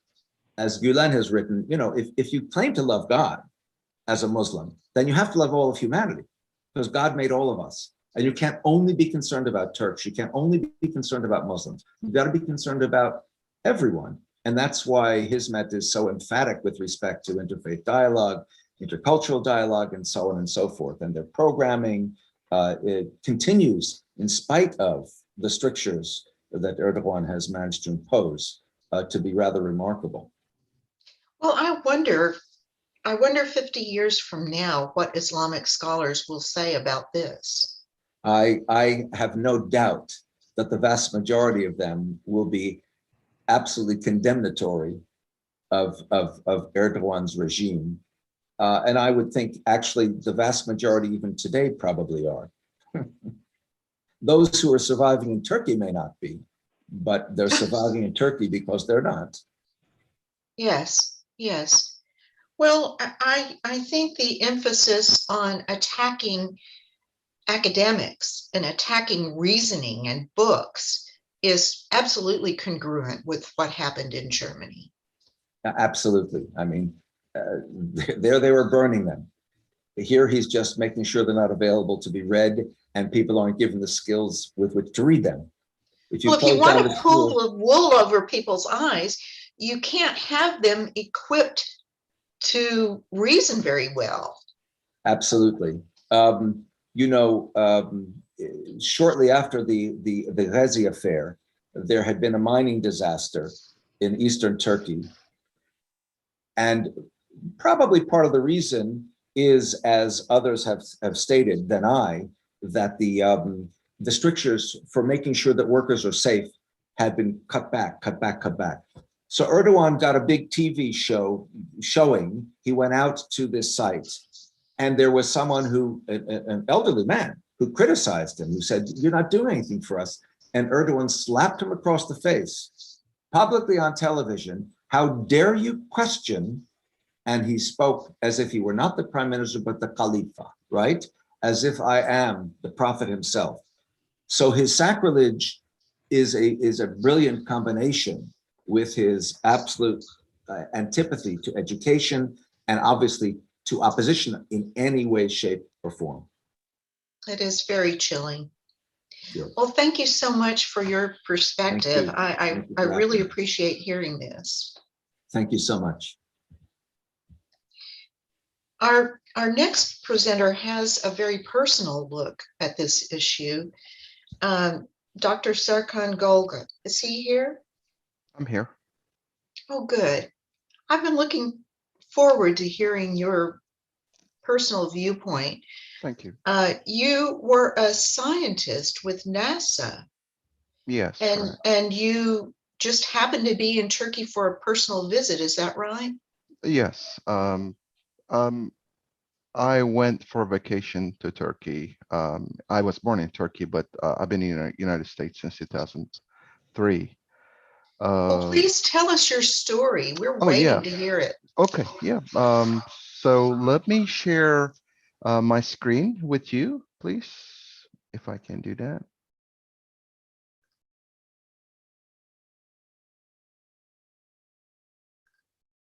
All right. Please let me know if you can't see that.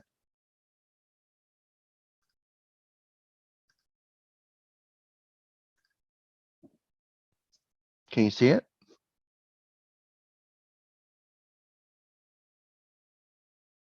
Yes, we can see it. Okay, great. So I'm currently a senior. I was at the time a senior research scientist at the University of Houston and NASA Johnson Space Center as a contractor capacity. So I work on the human health risks for International Space Station and on future missions. That includes Mars or Moon.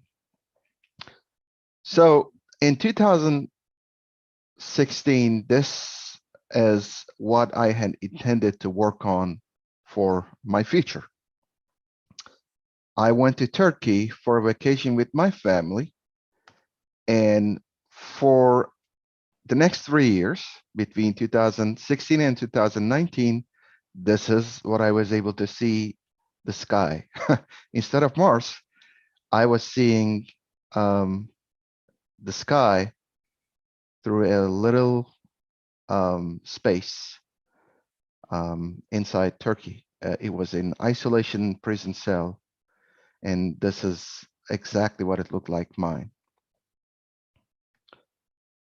So as I did not work in Turkey. I have been in the United States for the last 20 years or so, but I think my personal story tells a little bit of the inside of what's happening in Turkey currently.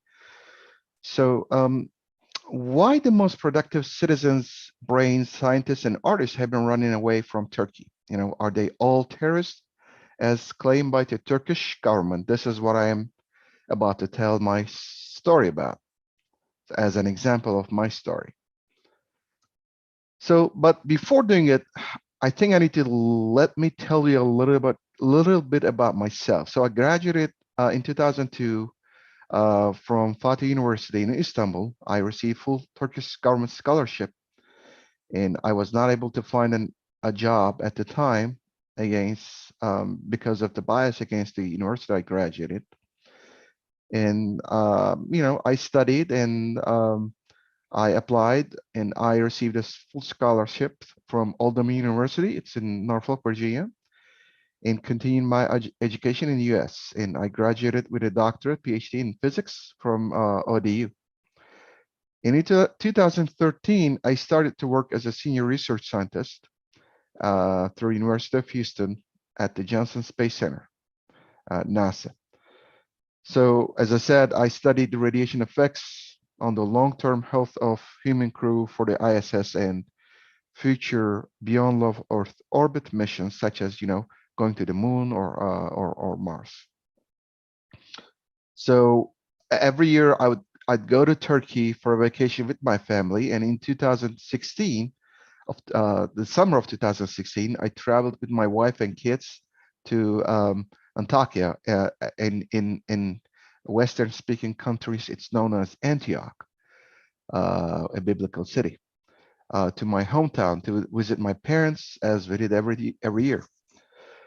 On the night of 15th of July 2016, a faction in the Turkish military started a coup against the Turkish government, which unfortunately and sadly resulted in the death of 251 citizens and left thousands injured. So what happened on July 15th, 2016? So as I said, a faction, about a few hundred high-ranking military officers, started a coup attempt against the Turkish government. As a result of this shocking and heinous act, 251 Turkish citizens were killed. According to their testimonies, most of these soldiers thought they were taking a place in a military exercise, but unfortunately, some of these soldiers used the power deposited in their hands against innocent people to overthrow the government. Unrelated to the coup attempt, totally unrelated, but using the coup attempt as a leverage, the Turkish government arrested, even prior to arresting the coup plotters, about 4,000 judges and prosecutors immediately. So over the course of time, I think until this year, more than 500,000 people were detained. Among arrested are teachers, physicians, academics, lawyers, journalists, ages ranging from 18 to 80 years old. So many still wonder how the Turkish government figured out who to arrest, dismiss in less than a few days following July 15, 2016. So this is what happened on July 15th. Back to my story. So after, I wasn't worried about it. I was sad about what happened, but I wasn't worried about it because, I went there for my vacation. So I waited for my return ticket to, come in time. I purchased my U.S. return tickets months prior to my vacation, and on July 23rd, as I packed, was getting ready to go to the airport for my return flight to the U.S., police officers detained me, citing an anonymous tip they had received. They confiscated my passport, my family's belongings, passports, and searched my parents' house, which I stayed. So police couldn't find any evidence that was useful to them, but mysteriously, a few of them came to my parents' house for a second house search, and I was at the time already detained. So the police claimed that they found a US $1 bill. Nobody knows who found that $1 bill and where it came from. The video recordings of the search done by the police officers were missing, despite my lawyer's countless attempts. Between July and August, for 14 days, I was detained with 3 other people in a detention cell designed for one person. I was questioned, and in a total of, I think 6 or 7 times. And after 14 days of detention, I was charged and arrested for overthrowing the Turkish government by force, carried aggravated life sentence in prison, and membership in an armed terrorist organization carries up to 15 years in prison. So the so-called evidence, I'm pretty sure you're wondering what was the evidence. So the evidence was anonymous tip that I don't work for NASA, but work for the CIA, and I am a member of an armed terrorist group all at the same time. Number 2, a US $1 bill, which I'll come to that in a second. And number 3, believe it or not, a NASA ID card. Well, it sounds interesting, right? But the real reason is I graduated in 2002 from Fatih University, which was a highly respected university at the time in Turkey, and was shut down after 15th of July coup attempt by the Turkish government. Fatih University was part of the Gulen network, and the Turkish government claimed that Fethullah Gulen was behind the coup attempt. The Turkish government declared Fethullah Gulen and the organization as a terrorist organization and refers to the network as FETÖ, though Gulen denies any involvement in the coup attempt. So that's the actual reason. So let me show the copy of indictment sheet. So this is in Turkish, so I simply translate it for people of English speakers who would understand, hopefully better. Basically, it says someone called the police saying that Serkan Golga works for the CIA, not for NASA, and he heard this within the family, and he gives the personal information showing that he knows of me, or he knows me. And so he says, I work for NASA. I don't work for NASA. I work for the CIA, and I'm a terrorist at the same time. That's the only evidence started the investigation. And as I said, the police came in, did a search showing the warrant, they couldn't find anything useful for them.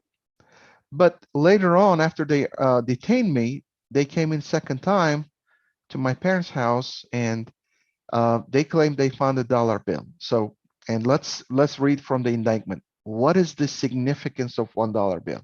According to the Turkish police, Turkish judges, while executing search warrant of the residency of suspect Sarkan, a $1 bill was found. So an investigation in 2014 showed that a secret informant claimed that in the year 2001, a $1 bill presented to me to bless my well-being by Mr. Gulen. So the serial number is this. So in 2014, there was an investigation. An informant claimed that in 2001, he had received a $1 bill for his well-being. So let us try to understand how I tried to overthrow the Turkish government and turned out to be a terrorist, according to the Turkish court. And I did this while I was having my vacation. All right, so let's do the math. Step one, a random person who I don't know claimed in another investigation that he received a US $1 bill in 2001. Step two, and the Turkish government claimed that Fethullah Gulen was behind the coup attempt. Step three, police claimed that they found a US $1 bill in my parents' residence. And Serkan, which allegedly received a US $1 bill from Mr. Gulen as well, I never did, which the Turkish government assumes is a secret badge for membership in a terrorist organization. And step five, conclusion. I must have, according to them, participated in overthrowing the Turkish government because the police found a US $1 bill in my parents' house. Well, congratulations, you just cracked the case. I wouldn't be surprised if a movie comes out of this, right? So copy of the arrest sheet, indictment showing the NASA ID as evidence. And believe it or not, another evidence, showing that, it's even funny to say it. It's like a bad joke, but they used the opposite, my NASA ID card, as an evidence against me that I participated in the coup attempt or I am a member of a terrorist organization.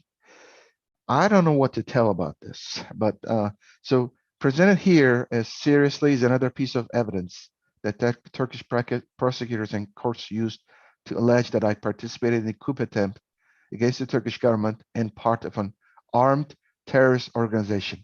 An ID card. It's the evidence. And I made this joke. I wonder if they suspected the 007, 007, as you know, it's the James Bond. So what, okay, all right, enough of this. What does the evidence you see tell us actually? Well, here's the thing. Violence must be penalized and condemned. People who actually committed crime on the night of 15th of July 2016 must face justice, whatever party, religion, ethnicity they belong to, period. That's it. Nobody is disputing that. There is no but.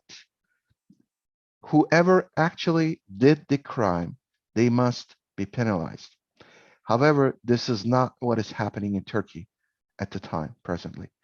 Normal everyday life events can be used as an evidence against you if the Turkish government wants to charge you with terrorism label. Aligned with the desire of the Turkish government, the prosecutors and judges in Turkey see no remorse to put innocent citizens in prisons without any tangible evidence that connects those citizens to terrorism. So that's what's happening in Turkey. Back to my story again. So I stayed in a maximum security prison, in a prison room allocated only for 7 people, 34 people. We took turns in sleeping. Most people, including myself, had to sleep on the floor. So I stayed there for about a month, and then I was transferred to VIP, some would say. I was transferred to an isolation cell, which would be my next home for the next 3 years. It was about 4 to 6 meters square with a toilet and shower together. And again, this is the refreshment area. I was able to see the sky 1 hour a day. I could leave my cell for 1 hour per day to an area with high walls. So I stayed 23 hours in isolation for 3 years. I had a small window from which I could barely see the sky. Well, initially, I was not allowed to speak to and go out with anyone during my 1 hour refreshment time. After about a year, I could speak with a 1-star general arrested himself 1 hour a day without any barriers in the refreshment area. That 1-star, that poor guy, he was the highest commanding officer in Hatay province. He stood against the coup attempt, as I read his indictment, but he wasn't ruling party friendly. Unfortunately, he was still in prison and was given a life in prison. So my trial and release story in February 8, 2018. Luckily, I was the charges for overthrowing the government dropped, but I was convicted and sentenced to 7.5 years for the crime, member of an armed terrorist organization. Well, same evidence, just a bank account that I had when I was in Fatih University. I had a bank called Bancasia. So I had that account since 2000. They used that as an evidence. In 2018, upon objection, my sentence was reduced from 7.5 years to 4 years and 12 months. Now it's not member, it's dropped to aiding and abetting to a terrorist organization. So I started from life in prison down to 15 years, down to 7.5, and finally down to about 5 years. So a physicist never stopped to test the limits. I wonder if I pushed it, would it be less than 0 years?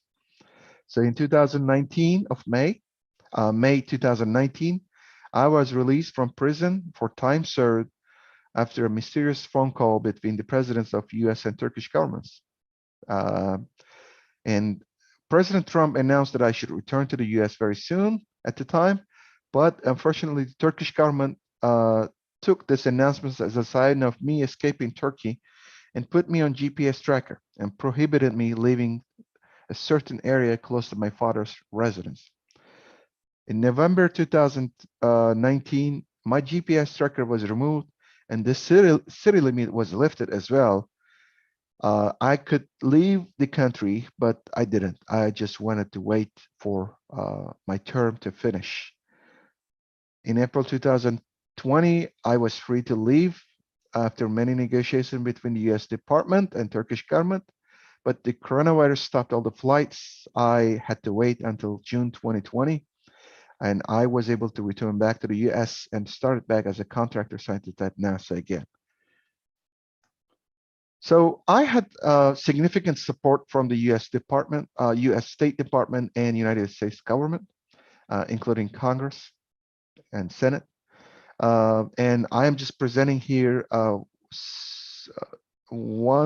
several of the bills that were presented to the Congress and to the Senate. And many senators signed those bills, but the Helsinki Commission did, as I followed later, a great job. And so but let me focus on what's happening in Turkey right now with you.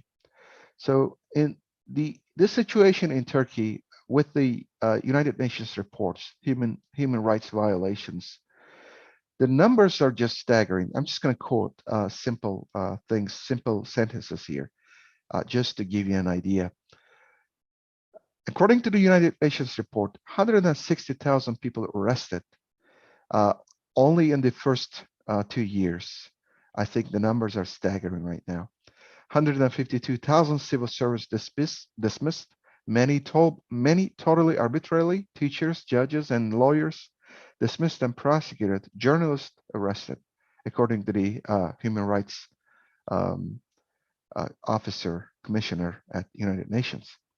One of the most alarming findings of the report is how Turkish authorities reportedly detained some 100 women who were pregnant or had just given birth, mostly on the grounds that they were associates of their husbands.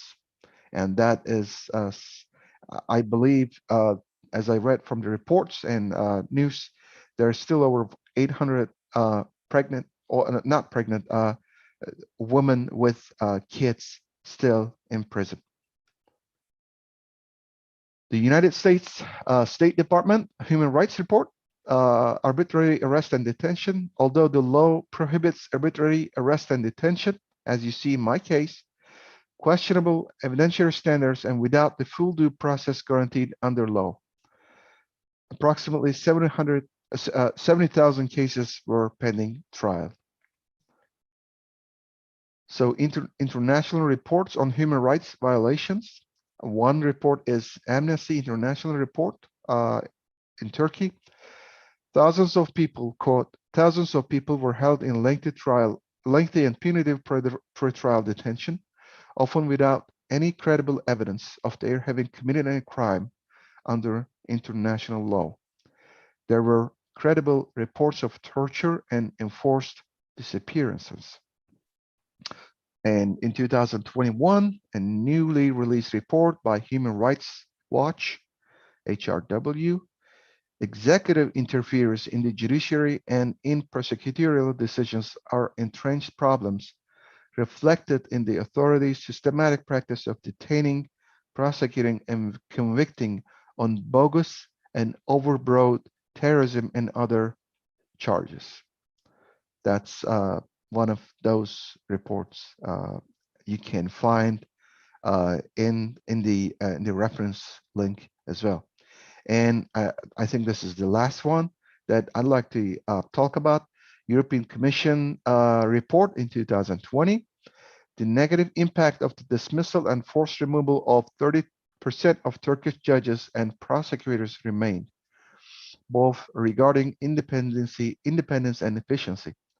So another quote, serious concerns persist regarding the quality of judicial decisions in terms of legal reasoning and factual evidence, particularly in terrorism-related cases.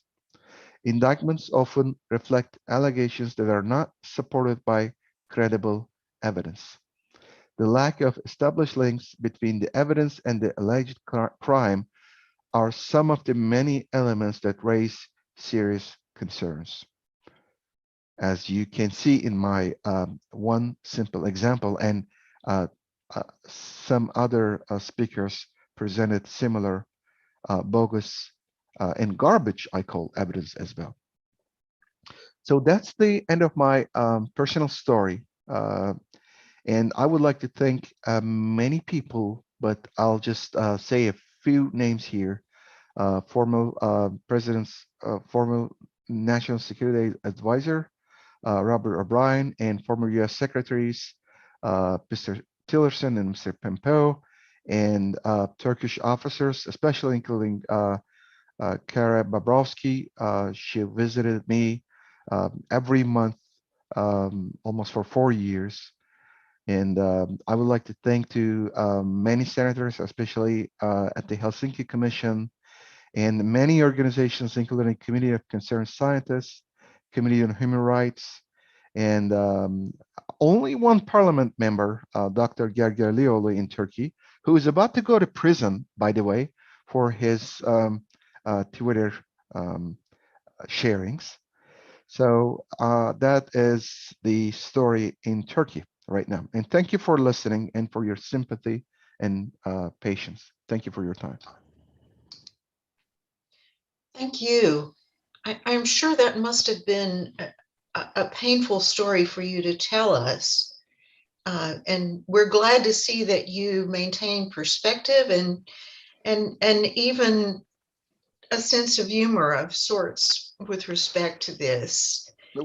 Our sympathies, and we're so glad you're back in the US. Well, it's been very hard, you know, but I want everyone hopefully to do everything in their power to raise this issue to their, you know, congressmen, congresswomen, to senators, to White House, because this is a serious issue. You know, there are still tens of thousands of people waiting on pretrial detention, or they got life sentences for no reason at all in Turkey.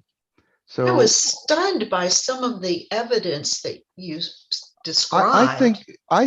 think people need to understand one thing. Most of these cases are not really about evidence. You see, everyday life, Obviously not. obviously not, right? I mean, this is about guilt by association. Just like the previous speaker uh, mentioned about it. It is about association with one thing. If you're a member of a group, if you tweeted about something, if you exercise your free speech, it's not about evidence. Well, It's the $1 about bill is just way beyond the pale. it is because the Turkish law requires a concrete evidence. There you go. That's your concrete evidence. So it's either a bank account, it's either a $1 bill that ties you mysteriously to an organization, which I'm not a member of. But if they need to connect you with, I don't know. I'm just saying. I'm just simply saying, if the Turkish government right now needs an evidence for this mouse, they could use this as an evidence to connect you to terrorism. That's it. That is very frightening.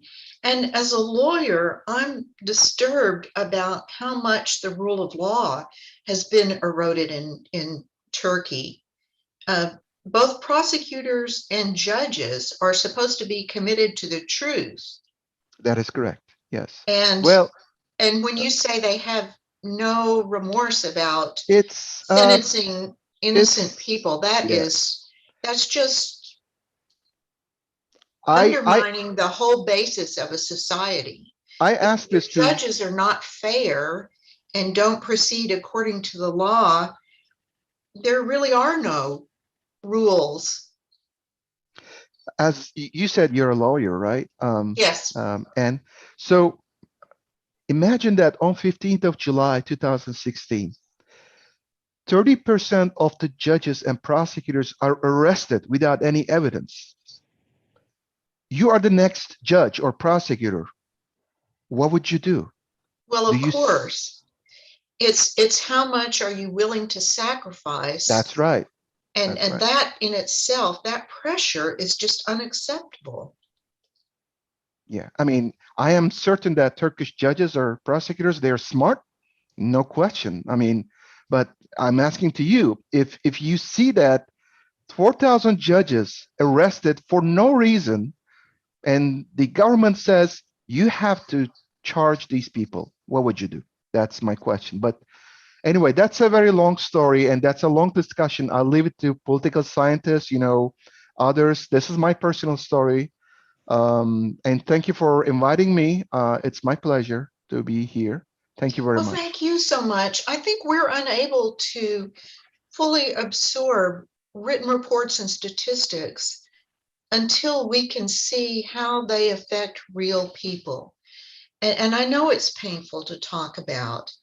And so we doubly appreciate your taking the time to speak to us about this very serious human rights issue. Yeah, thank you very much for inviting me again.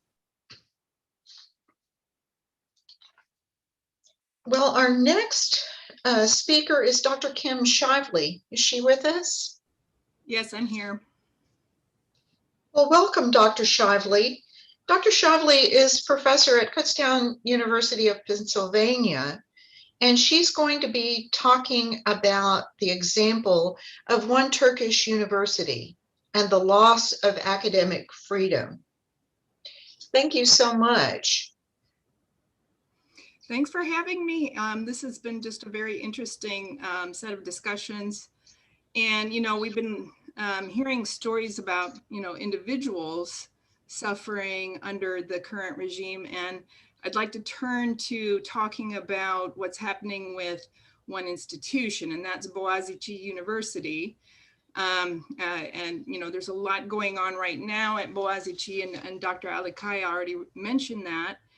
I just want to say up front, you know, I don't have any special connection to Boğaziçi other than that I have friends and family actually who have either gone to school there, gotten degrees there, or are teaching there either in the past or in the present. So I've been following what's been going on there very closely. So on the morning of January 1st of this year, like or very early in the morning, President Erdogan announced the appointment of his political ally, Melih Bulu, as rector of Boğaziçi University in Istanbul. The reaction to this appointment was very swift. Within days, students launched protests, only to be met with a police blockade that kept students and others from entering the campus. And there's some quite remarkable graphics of they actually locked the gates to the university using handcuffs. It has a lot of sort of symbolic weight, that whole image. In response to these protests, Istanbul's governor, Ali Yerlikaya, banned all protests and marches on the European side of Istanbul, and that's where Boğaziçi is located. So students quickly regrouped on the Asian side of the city, and Boğaziçi students themselves were joined by students from other universities, and there were separate protests at other universities all over Turkey and by other supporters as well. But as has been so typical in the last few years of the Erdogan administration, the student protesters were met with violence and many were arrested on charges of terrorism. Police even conducted middle of the night raids on student housing, dragging students out of bed, threatening family members as well. Students and some of their supporters were subsequently jailed or put into house arrest, where many remain. Students who were since released have reported severe abuse and mistreatment at the hands of both the police themselves and then the jailers too. All through this, Boğaziçi faculty members have been staging sort of daily silent protests where they put on their academic robes and stand in front of the rector's offices with their back turned for about a half an hour every day. Now, outside observers may ask, what was it about the appointment of Bulu to the university's rectorship that sparked such a dramatic reaction? In many ways, what is happening now at Boğaziçi University is a symbolic inflection point of the general crisis in Turkish academia that has occurred in Turkey. This crisis has sharpened, especially since the 2016 coup attempt, though others have pointed out that it goes back further than that. But after the 2016 coup attempt, that's when Erdogan used emergency powers to seize unprecedented control over many public institutions, including higher education institutions such as Boğaziçi. Now, just to be clear, to give some background to sort of the relationship between universities, higher education in Turkey and the state, I just want to be clear that state control over university organization is not new in Turkey. Erdogan did not invent that. The universities formed during the first few decades of the republic, back in the, especially in the 50s and 60s and 70s, were relatively autonomous until the military coup of 1980. One of the many results of the 1980 coup was the establishment of the Council of Higher Education, which is YÖK. That's so the abbreviation of the Turkish, which is Yüksek Öğretim Kurulu. And I'm going to use the term YÖK, not the English. And the Council of Higher Education was, according to the 1982 Constitution that was formed by the military government, its sort of goals or its objectives was to plan, organize, administer, and supervise education provided by institutions of higher education. So YÖK was established by a military government, which didn't end until 1983, and had military officers on the original council. These early YÖK members were directly involved in the selection of university administrators. And part of the logic of this move was that the partisan violence that had been so problematic during the 1970s, some of that violence, or a lot of that violence, had taken place on the universities as well as other public locations. Having a state institution overseeing the administration and regulation of university was supposed to be part of the sort of strategy to quell the potential violence. At least that was the spoken logic. And I just want to be clear too, at that point in time, all universities in Turkey were public universities. There were no private universities until later in the 1980s.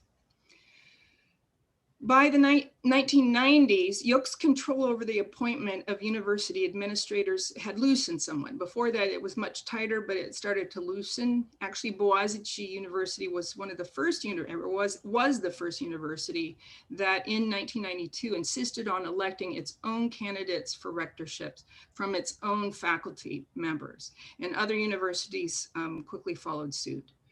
Now, ultimately, YÖK would have and still has the final say over who would be rector. That is, a university would put forward a slate of potential rectors from their own, administration or faculty members, and then, YÖK would, yay or nay the selections. And that control, YÖK's control, even though they often just went along with what the university wanted, the candidates the university wanted, that did have a dampening effect on university autonomy even then. And that, universities would always put forward the names of candidates that they knew that YÖK would approve. They wouldn't put forward anybody that they knew YÖK would disapprove of. All right, so but still, universities by and large could select their own rectors. And just for people who aren't familiar with the Turkish higher administration system, a rector is like a university president. We have presidents here in the United States, but the rector is basically the same thing.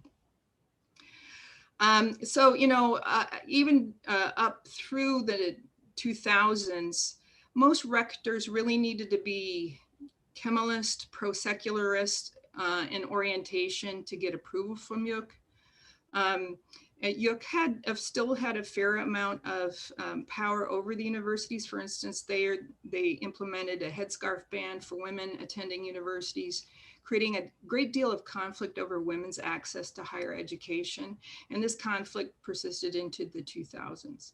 So, the fact that the Turkish state has had a pretty heavy hand in the administration of public universities in Turkey, pretty top-down administration, that has a bit of a history, okay? However, that the heavy-handedness of the state in the sort of dealing with the administration of universities has certainly gotten much more intense. Now, when the AK party, Erdogan's party, came into electoral majority in 2002, one of the early promises of the government was to curb YÖK's power and to grant universities more autonomy. Okay, so that was one of their early promises. It sounded good. It sounded like a relatively liberal move. And it did, to some extent, through a very complex and a process, decrease the power of the military in Turkish politics, including in the operation of YÖK. But then the AK party government, Erdogan's government, started to use YÖK and other political processes to turn the universities more towards the AK party's goals. One goal was to increase the number of universities in Turkey, which is a goal that sounds benign and maybe it was initially meant to be benign.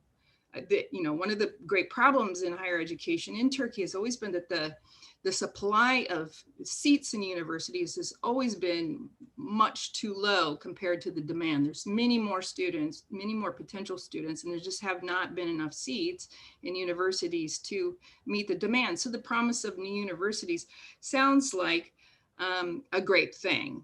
And certainly during the period of AK party tenure, which began in 2002, then there were 76 universities in Turkey. And now, according to the YÖK's website, there are 207. Again, that sounds like a great thing, except many of these new universities that have been implemented since the coming of the AK party government these are, some people have called many of these universities so quote unquote signage universities. That is, these are universities that are sort of set up as fronts in a lot of ways. They may have, they'll declare a university, but then there'll be very few academics able to run them, or they'll bring on academics that have very weak credentials. Some of these universities have departments with no students. So they're universities in name only. That is, they have a sign, but they're essentially hollow. In many instances, these signage universities were vehicles by which AK Party supporters, businessmen could get lucrative contracts while providing minimal educational services. Now, this isn't to say that all new universities in Turkey were so poorly designed. Designed, I should say. There have been many fine public and private universities that have emerged since 2002. Okay, so, you know, this isn't to dismiss all universities, but the AK Party policies and practices has tended to emphasize quantity over quality in ways that have harmed many students and their families while enriching you know, the allies of Erdogan, basically. So, like everything else in Turkish society, the 2016 coup attempt changed the higher education landscape, and we've already heard some of the personal stories about that. Following the coup attempt, the AK Party government declared a state of emergency, during which they issued an executive decree giving Erdogan and his allies extraordinary control over all kinds of institutions, including the university system. There were many effects of this seizure of power, including the mass purging of academics from university positions, mostly based on trumped up terrorism charges. You know, the Academics for Peace signatories that we've already heard about, alleged sympathizers with the Gulen movement, anybody who's sort of gone against the Erdogan government in academia in any way has been purged. Many more academics fled the country if they could. And also the Erdogan administration has seized some universities or forced some universities to close due to conflicts with the institution's founders. Certainly that happened with the Gulen affiliated universities, but others too. I mean, there's been other universities, you know, that somehow somebody stepped in the wrong direction and the universities either seized or closed down, often on bogus charges. So this has led to this, you know, this is part of this massive brain drain that we've been talking about in this conference. The issue of importance to my talk that I, you know, in terms of the executive decrees is Article 85 that ended the public universities' ability to evaluate and elect their own rectors. Article 85 granted YUK complete control over the selection of rectors without consulting universities themselves at all. So this opened the gateway for the selection of rectors whose main qualifications for the positions were not academic excellence often, but party loyalty. Another executive decree issued in 2018 led to a further weakening of the academic quality of rectors. In the 2018 decree eliminated the requirement that potential rectors had served as full professors at a university for at least 3 years, so that even candidates without high academic standing could be considered. The debased academic quality of the rectors is evident in their thin publishing records. In a study of Turkish rectors' publications and citation records, Professor Dr. Engin Karadağ of the University Research Laboratory found that of the 196 rectors who are serving at universities in Turkey, 71 had produced no research publications that had any citations in databases and citation databases such as the Web of Science. 68 had never published anything in an international publication. Only 49 of the 196 rectors had more than one publication or more than one citation.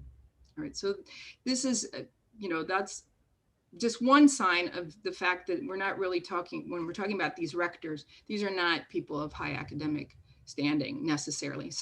Obviously some are, but many are not, and they're not chosen for their academic abilities or chosen for their politics.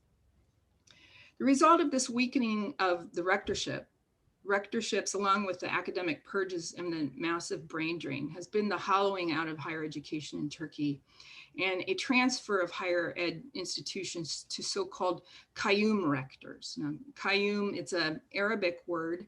It often gets translated into English as trustee. So there's this idea of a trustee rector, but the word trustee in English sounds pretty benign. It actually sounds like it doesn't have a very strong meaning, where the word qayyum means something much more ominous.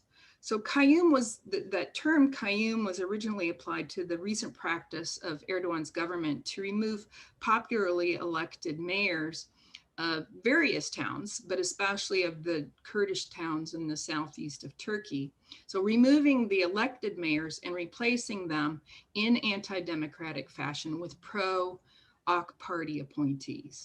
So these qayyum mayors were usually outsiders with little familiarity with the local population or situation. They replaced somebody who was from that area. So there are qayyum mayors, and now Turkey also has qayyum rectors. Until this year, Turkey's Boğaziçi, and we can think Boğaziçi really is Turkey's flagship public universities. It's, you know, it is the best or one of the best public universities in Turkey.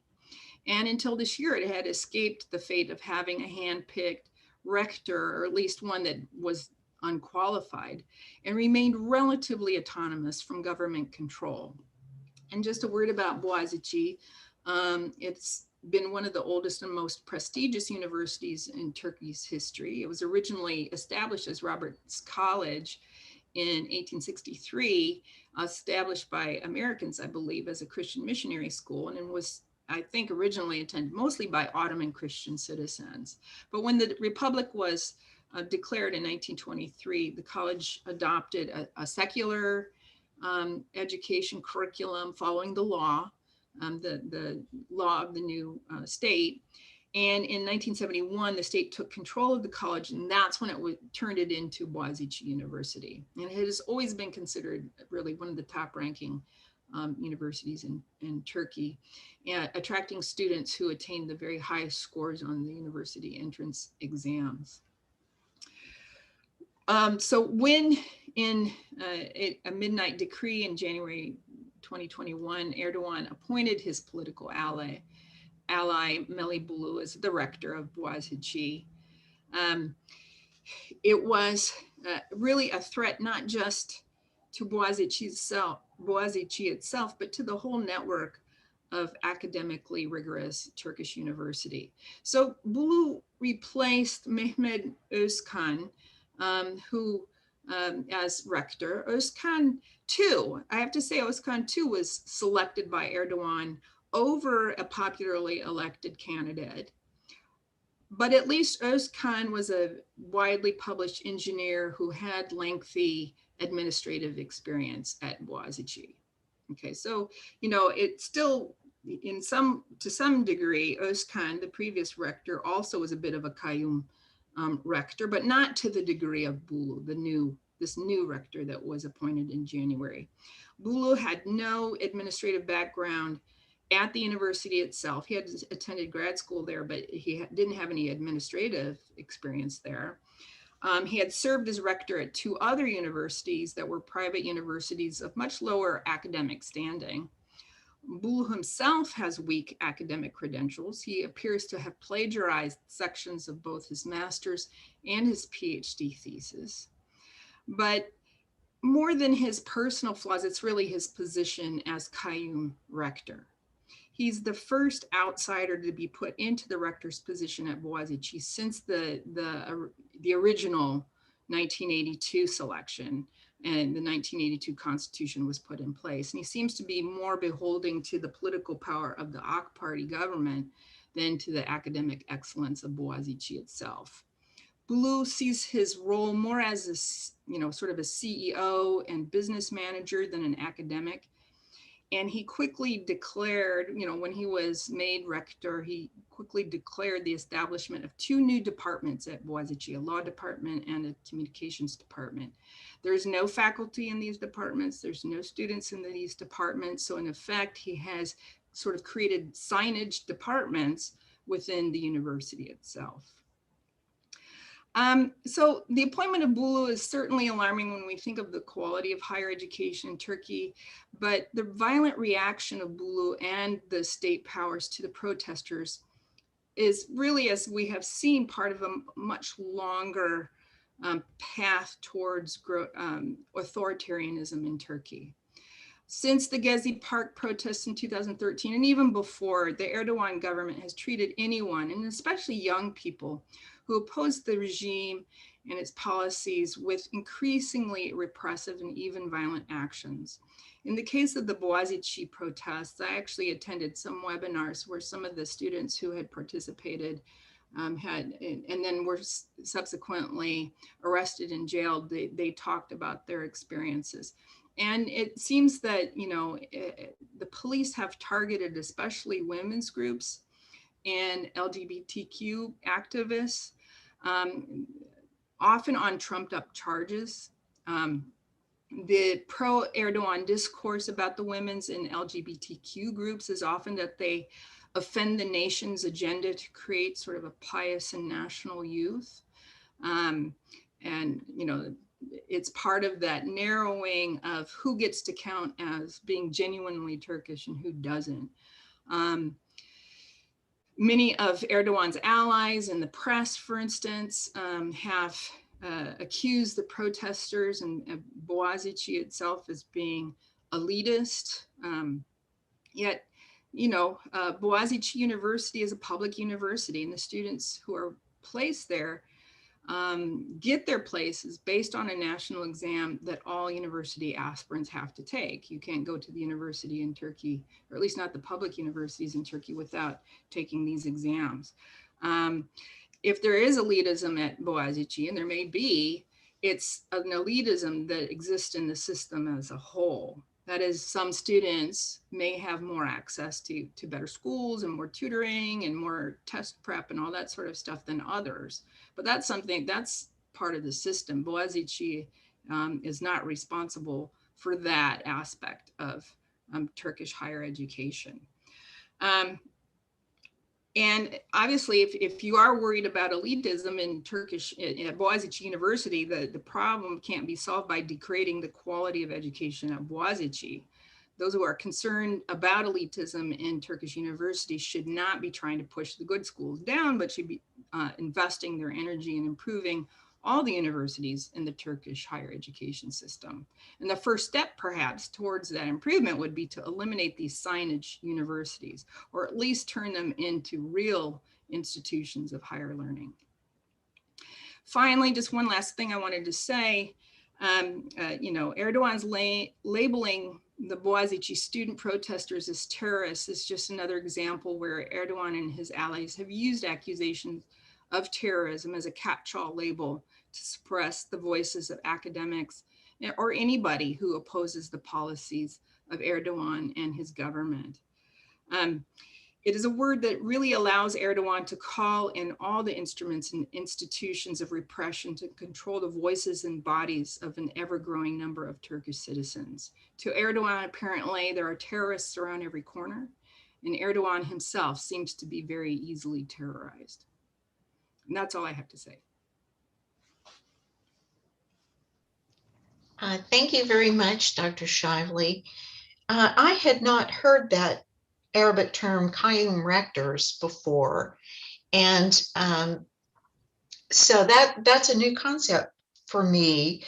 And of course, as an academic myself, as a law professor for 10 years, I can't imagine an American university functioning well without a well-respected head.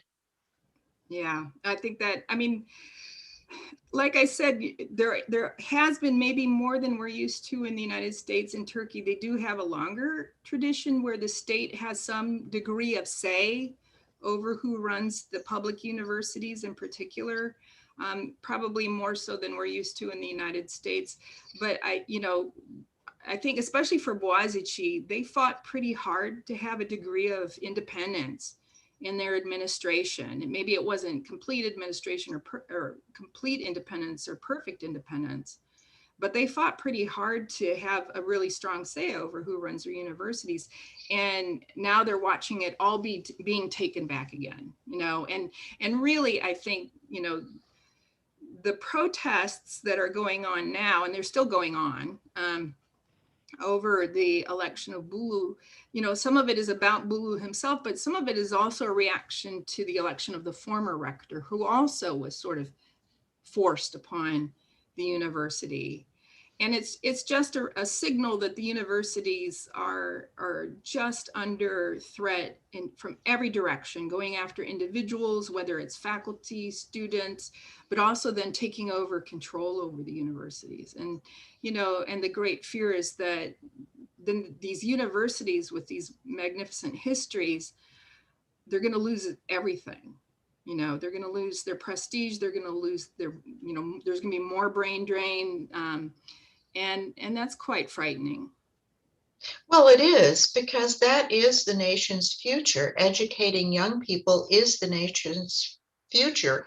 And I guess another thing about your talk that disturbed me was the idea that students who are, let's say, 17, 18, are protesting this, and they're on the receiving end of a crackdown. Yes, very much so. I think, and there has been, it's a little more complicated, but they've been, and like I said, they've been going after particular student groups. But again, any students that have, been protesting, attracted any attention, have been subject to some pretty brutal treatment. Are they being imprisoned? Yeah, some of them are. I talked to some of the students who had been released, and they talked about some of the sort of brutal treatment that some of our other speakers have talked about, that being put into rooms that are much too small, many people, dozens of people in rooms that are meant for just a few, not being given, adequate food, or a lot of them are young women and they're not given sort of, sanitary care or anything like that. People being isolated from each other's, and parents being threatened, their parents being threatened too. So, yeah, they're enduring this as well. And yes, they're very young, these really are just barely out of childhood, and they're being subjected to this type of treatment. And you mentioned that this last appointment or imposition of the rector occurred in January of 2021. Mm-hmm. Yeah, and a midnight decree. It was like during the night, actually. So he knew what he was doing. This wasn't like, he knew there would be a reaction. Why would you do this in the middle of the night? At the beginning of the new year, if you didn't, never a good sign. never a good sign. If it's in the middle of the night, it's not good. So he knew precisely what he was doing. He knew there would be a reaction, and they were ready. They were ready with the police to react to what was going on with the students. Well, that raises another interesting question for me that we haven't really addressed so far. And that is, what effect is the international COVID threat? What's the impact of that on Erdogan's ability to impose policies within Turkey? Because there's less interaction with the wider world. Yeah, I'm not sure I can answer that question sort of in a thorough way, but it certainly does open up a door. It's another tool you can use. You can accuse people, like if they protest, well, they're violating COVID regulations or something like that. So it becomes another tool in a sort of repression toolbox. And my sense is he has used that on to some extent as well. Well, and there are many fewer international observers on site. Right. And yeah, just less access, just less transparency. It's a great way to hide people away. You can say, you know, you can jail people, but then nobody can visit them because, you know, of COVID restrictions or something like that. Although I didn't hear anything about that in my talks with some of the students, you know, listening to some of the students, I didn't hear anything about that, but I just can imagine it's a very useful tool of repression. We've seen it in other countries, certainly, and in Turkey as well. What sense do you get about the students' ongoing participation in dissent? They seem pretty energized. I mean, I think what Erdogan, and I think he said it very specifically, he's sort of, you know, he and Bulu are sort of just waiting. They want it to fizzle out. So they're going to try to wait it out and hope that it just all fizzles out, and then people won't pay, you know, students maybe will just be go back to school, and faculty will stop protesting. And, you know, so they're trying to play the waiting game basically at this point in time, as far as I can understand.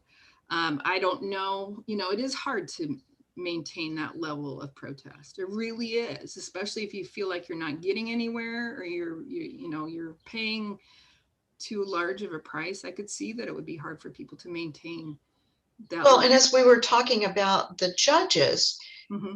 if you've seen the people around you threatened and punished, it's very hard to stand up. And especially if families are being threatened too. Yes. I mean, I think that might even be the hardest thing of all, is that they go after you, that's one thing, but if they go after your family, that's a different thing. And I know this has happened. I read some of the newspaper reports that, you know, sometimes they'll go after parents of students, or they'll go after, you know, spouses or something like that. So they are not, you know, and that's also the classic sort of authoritarian move, is that you don't target the individual, you target their social community, so that it weakens people's relationships to each other, or it makes people much more frightened about not only their own safety, but the safety of their loved ones. So, you know, this is a classic authoritarian move. Well, in many ways, yours is a descriptive paper about one particular university, although a very esteemed one. Do you have any prescriptive thoughts? I'm not sure I do, because, you know, things are moving very quickly. I'm actually rather concerned, you know, there have been like these top down actions against other universities as well. There are private universities, but in Turkey now, that maybe have more autonomy, but it seems that Erdogan's reach goes into all parts of, you know, the institutions of higher education. So I'm not sure I do, you know, and it's very discouraging. When I was sort of writing this up, I was thinking, it's like, well, this is a very sad story, and I don't know how to make it happy. You know, I don't know how to like shine some sort of light on something that could be hopeful at this point of time. Now, I have to say, people are very robust in Turkey. You know, the students, the faculty, you know, their families, they really are quite robust and willing to really put out a lot of energy and effort to defend higher education in Turkey. But, you know, it feels like a battle for the life of these institutions in a lot of ways right now. Maybe it'll be better in a few months, but I don't hold your breath. I mean, I don't see room for a lot of improvement right now. Well, this is a pretty detailed insight into this flagship university, and I really appreciate your perspective. All right, thank you very much. Enjoyed Thank you. Okay, our next presenter is Dr. Eser Caracas. Is he with us?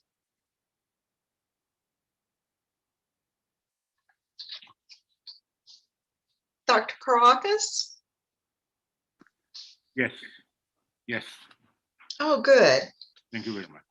Let me introduce you to our audience. Dr. Caracas is a professor at the University of Strasbourg, and he's another purged professor from Istanbul University. So I'm intrigued by the title of his presentation, Global and Country-Specific Benefit Aspects of the Human Capital Flight. So please tell us your story and your perspective. Thank you very much, Anne Graham. My presentation has no title for the time being, but if I will choose a title, I'm sorry, Anne Graham. Just after Professor Ali Kaya's intervention, you said, what a loss for Turkey and what a loss for the world. I would say, what a gain for Turkey, what a gain for the world. I'll try to explain what I mean by this. But before beginning, I have some very small comments for Dr. Kim's intervention. She talked about the Kayyum rector, Melih Bulu in Boğaziçi University. I have a remark about him. Dr. Kim, she knows very well what's going on in Turkey. There's a higher education council called YÖK, and in YÖK, there is a center for PhD thesis called Ulusal Tez Merkezi. From there, from this national PhD thesis center, we can check all the PhD theses electronically. The day Melih Bulu is nominated as a Kayyum rector to Boğaziçi University, he closed his access to his PhD thesis. That's something unbelievable. The day he is nominated by Erdogan, he closed the access to his PhD thesis, to his own PhD thesis. The access is very easy. If you print there his name, you will see the name of the thesis, but but you can't see the thesis now. The same thing happened for the newly nominated Turkish Central Bank Governor, Şahap Kavcıoğlu. He's a professor of money and banking. He has a PhD from Marmara University, and we don't have an access to his PhD thesis. That's something unbelievable. And Dr. Kim, she said, I don't have a special connection to Boğaziçi. Me, I have a special connection to this university. I have graduated from Boğaziçi University in '78. It means it makes 43 years, and I love my university very, very, very much. And I am really sorry by the existence of Melih Bulu, who now substitutes Abdullah Kuran, the rector. The days I was a student there, I don't know. I'm very, very sorry. Now let's come to my subject. First of all, let's begin by the purge in the university. The purge in Turkish university is almost a tradition. That's not something new. There is a French novelist, Éric-Marie Remarque, who said there is nothing new in the West. It's exactly the same thing. The first purge in Turkish university is from 1933. The term purge for 1933 is subject to debate because it's called an university reform. It's a transition from what we call Darül Fünun. It means House of Science to Istanbul University. So the subject purge is subject to debate, but very good professors also who were there before 33, they are all purged from the university. The second purge is in 1948 from Ankara University. Three very important professors, Pertev Naili Boratav, Behice Boran and Niyazi Berkes. They are purged from Ankara University. Professor Boratav, once purged from Ankara University, he went to Stanford, the United States. Niyazi Berkes, once purged from Ankara, he went to McGill, to Canada. Behice Boran, she was already from the University of Michigan. She didn't go to United States. She had been the president of a Turkish Workers' Party, Turkish Partisi. But that's the real beginning of Turkish University Purge, 1948. That's a one-party rule period. The third important, very important purge is just after the military coup of 1960. In 1961, just 1 year after the military coup, 146 university professors, most of them are from the University of Istanbul, because at that time, the University of Istanbul was the biggest university of Turkey, and among 4 or 5, 146 professors are purged. The movement is called 146'lar, the Turkish name of 146. And among them, there was a professor, very well-known professor, he's died now, whose name was Professor Memduh Yasha. I will give you the details why I give emphasis to this name, Professor Memduh Yasha. Purged in 61. They came back to universities, I think, in 63, in 2 years. The fourth purge was in 1981, just 1 year after the coup d'etat of 1980. I don't remember very well the numbers of professors who are purged in this at that period, but a very large purge, among 500 professors, I think, and among them there were very good people, very brilliant professors.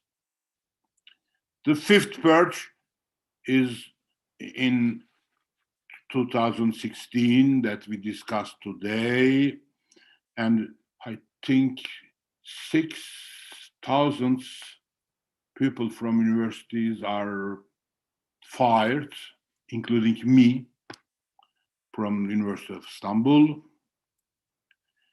But I will tell you why Professor Memduh Yasha, the name I'm giving to you, purged in 1961, is important.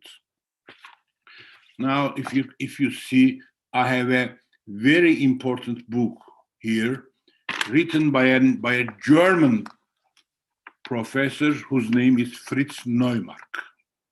Fritz Neumark is a Jewish German professor who came to Istanbul in 1933 during the Nazi period.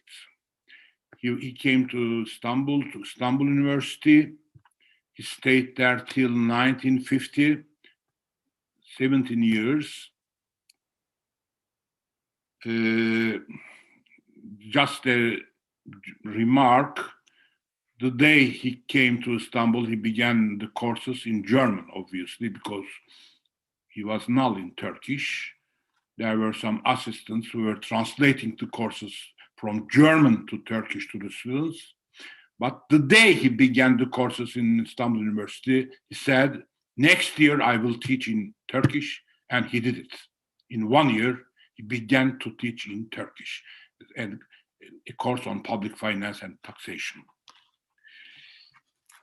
He was somehow purged from a German university by Nazis, by Hitler's government.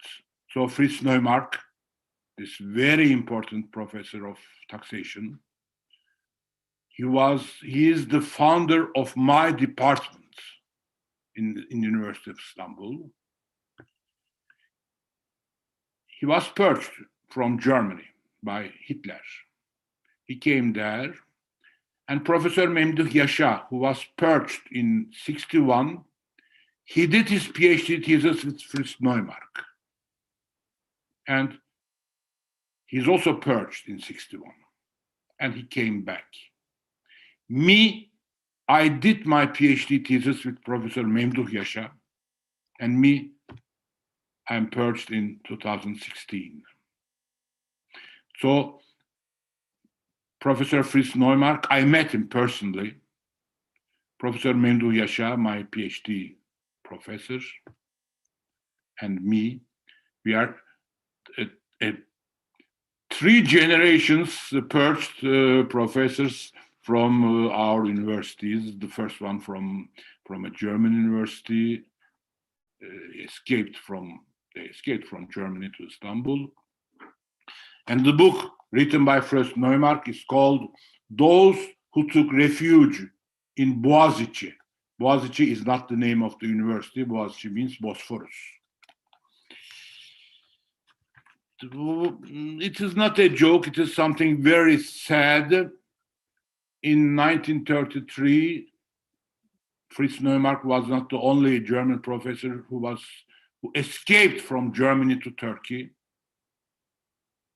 Atatürk opened the doors to all those German professors, and he asked them to found the departments, very important departments in University of Istanbul, in medical science, in law, in economics, etc. They stayed there for a long time. And then today, German universities, they are receiving professors from Turkey who took refuge in Germany. It's a really very sad destiny for a country. Turkey was the refuge for those German professors in 1933, and in 80 years, almost 80 years, now Germany is a refuge for Turkish professors. Now I will make a joke. That's not a good joke, but I had a me personally, I had a very brilliant research assistant. He did his PhD with me on tax evasion and game theory. And he's also purged. No, I'm joking. He's not purged. He's now one of the chief counselors of Erdogan in the presidential palace in Ankara. It shows my lack of talent, aptitude to choose good PhD students. Okay. Why I am telling all of those things, beginning from 33 to our days? I'm not an expert of sociology, but about Turkish sociology, I have a kind of diagnosis. I think that negative continuity in Turkish sociology, in Turkish political life, even in Turkish economy, always dominates the negative ruptures, positive ruptures, I'm sorry. The negative continuity dominates the positive ruptures. So that's why I said to Professor Angraham, it's a good thing because all of, for example, Professor Boratav, who is purged from Ankara University in 48, he went to Stanford. He had been one of the most world brilliant social anthropologists. I'm not very sure, but I can tell you that if he will stay in Turkey, no one will know his name. The other professor, Professor Berkes, very important professor of sociology from McGill University. When he wouldn't go to McGill after 48 purge, he would never be the Professor Berkes that we know today. I think that was a good thing for themselves. Probably there are some tragedies in their private lives, but in their academic life, it was a very good thing for them. It's also a very good thing for the whole academic humanity. It's a very good thing for Turkey because now we say we have a professor, one of the founders of social anthropology in the world called Boratav, Pertev Naili Boratav, and we have a very good worldwide professor of sociology whose name is Professor Berkes. If he were in Turkey and after 48, probably no one would know their names. Yes, I will now, what we call the brain drain now is not only for the professors like us who are there for after the purge of 2016. But in the universities, there is an unbelievable quality fall, in the universities. And all those young Turkish students are leaving the country. Many, thousands and thousands of young Turkish girls and boys after their high school, they want to make their higher education in United States, in United Kingdom, in an European country. I think that will be very good for them. I say it will be very good for them because there will be a globally improvement of human capital.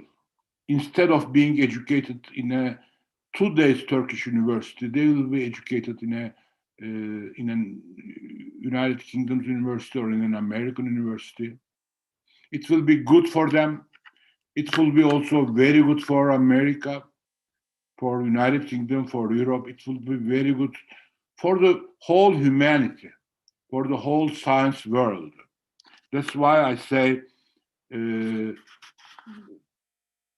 what a gain for Turkey, because probably in 10 or 15 years, they can come back and establish very good centers of excellency in Turkey. Without this adventure of American adventure, they will never do this in Turkey when they will come back. So it's a good thing for them.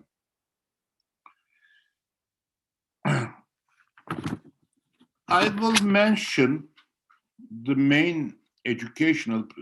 I would like to link what I say with a educational theory. There was, because he died 10 years ago, there was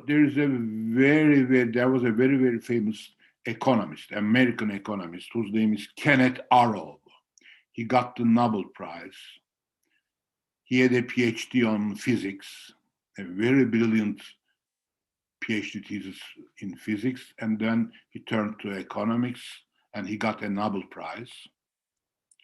He says about education. About education, he says the following. The education has three targets, has three aims. First one is the progress of human capital. We can call it for the students to give them a profession, to give them a kind of profession. They will be physicians, they will be lawyers, they will be economists, I don't know, to give them a profession. The second one is the intergenerational transmission of social values, intergenerational transmission of social values from the older generation to the younger one, and so on. The third one, according to me, the most important one, is that it's not only the education, but specifically for the universities. to make the students able to search their sailings freely, to search their sailings in all the domains, in artistic domains, in sports, in academic domains, but freely to be able to search their sailings. If I translate those very important 3 targets of Professor Kenneth Arrow to Turkish system, the first target, to be able to give a profession to the students. Now, for the Turkish universities, it is just a failure. We know now, before me, those professors who intervened before me, they explained much more better than me. They're much more better English. We don't have a lawyer now, for example, in Turkey. We don't have a good economist. So this target is just a failure. To be able to search the sailing, the artistic sailing, the sport sailing, academic sailing means freedom, because without freedom, someone cannot search his or her sailing. To someone to be able to search his or her sailing, the only thing he or she needs is the absolute freedom. The freedom is something which is not existing at all in Turkey. And in an university environment with no freedom, there will be no universities. For the targets related to the intergenerational transmission of social values, my own opinion, my own very solid conviction is that the main objective of Turkish educational system, including the universities, is this transmission, intergenerational transfer of those social values. But what I mean by those social values, they change from time to time. In the early periods of the Republic, the main social value to be transmitted from the older generation to the younger one was the nationalism. Me, I'm not a nationalistic man. I tell it very clearly. In those days, the main social value to be transmitted from one generation to the other is the religious one. What about, for example, what they call in France esprit critique, critical thinking? Why we don't transmit from one generation to another what we call the critical thinking, l'esprit critique? If we don't have it as a main value instead of religion or nationalism, because nationalism or religion, I'm not against for those two concepts, but those are not the targets of an educational system. Those are the targets of the families, of the society as a whole, I don't know. But the main value which needs to be transmitted from one generation to another has to be the critical thinking. So that's the thing which lacks the most in Turkey. So the education system is completely collapsed without a freedom environment, without the need of transmitting the social value, which is a critical thinking, without transmitting it. The educational system is totally collapsed. That's why I say, what a gain for Turkey if younger generations will go abroad to make their university studies. The statistics, the medical statistics show us that for a young girl or for a young man of 17 years old, the IQ levels as an average are the same. But the problem is that this same IQ level will be used in an under capacity in Turkey. If they come to United States, it will be very, very beneficial for them. For example, we have 2 Nobel Prize. Turkey as a country, we have 2 Nobel Prize. The first one is in literature, Orhan Pamuk, you all know him, probably. Literature is another story, so there is no need of infrastructure for a Nobel literature. But the second one, Aziz Sancar, he got 4 or 5 years before the chemistry Nobel Prize. He's from Istanbul University. He got a degree from medical school, and then he went to United States of America for his PhD, and he went on. I ask to all of you the following question. If he will stay in Turkey after his medical school studies, who will know the name of Aziz Sancar in the world? Now I hear that he is in search of a solution for the oncological problems. He has already the Nobel Prize in chemistry.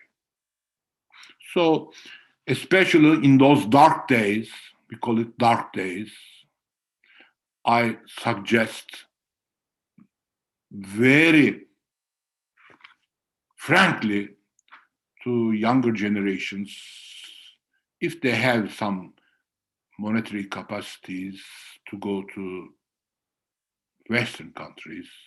I don't ask them to go to China or to Russia, to Western countries for their higher education studies or for their PhDs. It will be very beneficial for them. I thank you very much for your attention. Thank you very much.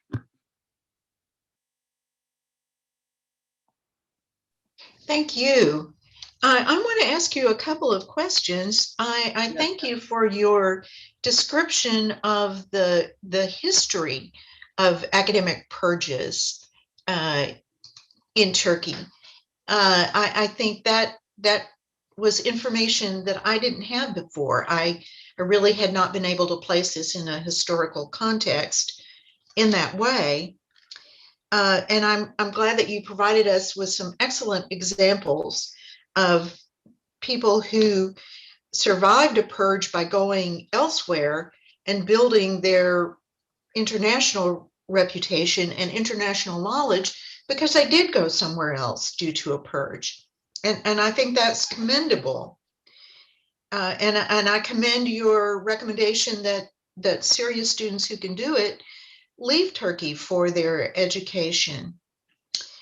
But I guess I'm looking at the sample size of people who were successful in creating an international reputation in that way. And I'm also concerned about the countervailing number of Turkish young people who are not able to take advantage of that.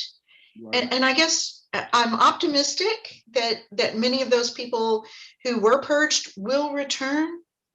But I continue to be disturbed about this intervening generation of young people who will not have the benefit of excellent academics in their own country and yet can't go anywhere and are sort of being force-fed a social norm that may not serve well in terms of fostering scientific achievement. What do you want me to say? Whatever you want. What do you want me to say, boy? what I suggest to the younger generations is to find an opportunity to be able to be educated abroad in those dark days. I call it the dark age of the country. I hope that in a reasonable future, we'll come to other brilliant days, but no one knows. No one knows. So, for example, the Boğaziçi is a very good example for this. The selection for entrance to Boğaziçi University is extremely hard, an unbelievable selective process, because every year almost 2 million of people are making a demand for Turkish universities, and among them 1,000 is accepted. We imagine the ratio 1,000 over 2 million. We imagine the selection for Boğaziçi University and for the Middle East Technical University, for those two main, the most important universities of Turkey. Imagine the selection. But I will tell something which is a little bit disturbing for someone. The one who is selected for Boğaziçi University, 1,000 over 2 million. That's not only because they are more intelligent than the others. No, because due to their families' ability to pay, they are coming from very good high schools. They are coming very highly priced private courses for the entrance to universities. So those people who are graduates from Boğaziçi University or who are accepted to Boğaziçi University, they have a non-negligible ability to pay. 10 years ago, University of Boğaziçi was a very good university. When they were asking me what to do after the high school, I was suggesting them, go first to Boğaziçi University, and then you go to United States for a PhD or for a master's degree. But today, with the arrival of Mr. Blue, that history is given to you by Dr. Kim, I will no more give this suggestion. But they have an ability to pay, those families. So I can tell them, please send your children to transatlantic world. Because In the hope that they will come they back. have the ability to pay 1,000 over 2 million is not only due to hardworking or intelligence. There is something else there. This something else is that their mothers are university educated. That's a very important reason to be selected in Boğaziçi. The statistics show it. Their mothers, I don't say their fathers, their mothers are university educated. They are coming from very brilliant high schools. And those brilliant high schools are extremely expensive. If you give this money for the high schools, please give a little bit more for American universities, and during those dark days, be there. Or you can come to UK, even to Paris, to Berlin, to Humboldt. Yes, thank you very much. If Dr. Kim Shelley is there, I don't know if she's there. Looks like she is, maybe. I don't know if she's there. I'm sorry. I will have a very humble contribution, etymology contribution to her speech about kayyım rektör. Kayyım means substitute. Dr. Kim. Kayyım means substitute. We have a word, for example, for mother-in-law, we say kayınvalide. Valide means mother. Kayyım valide, kayınmother means the mother which substitutes your own mother. We say the same thing for kayınpeder.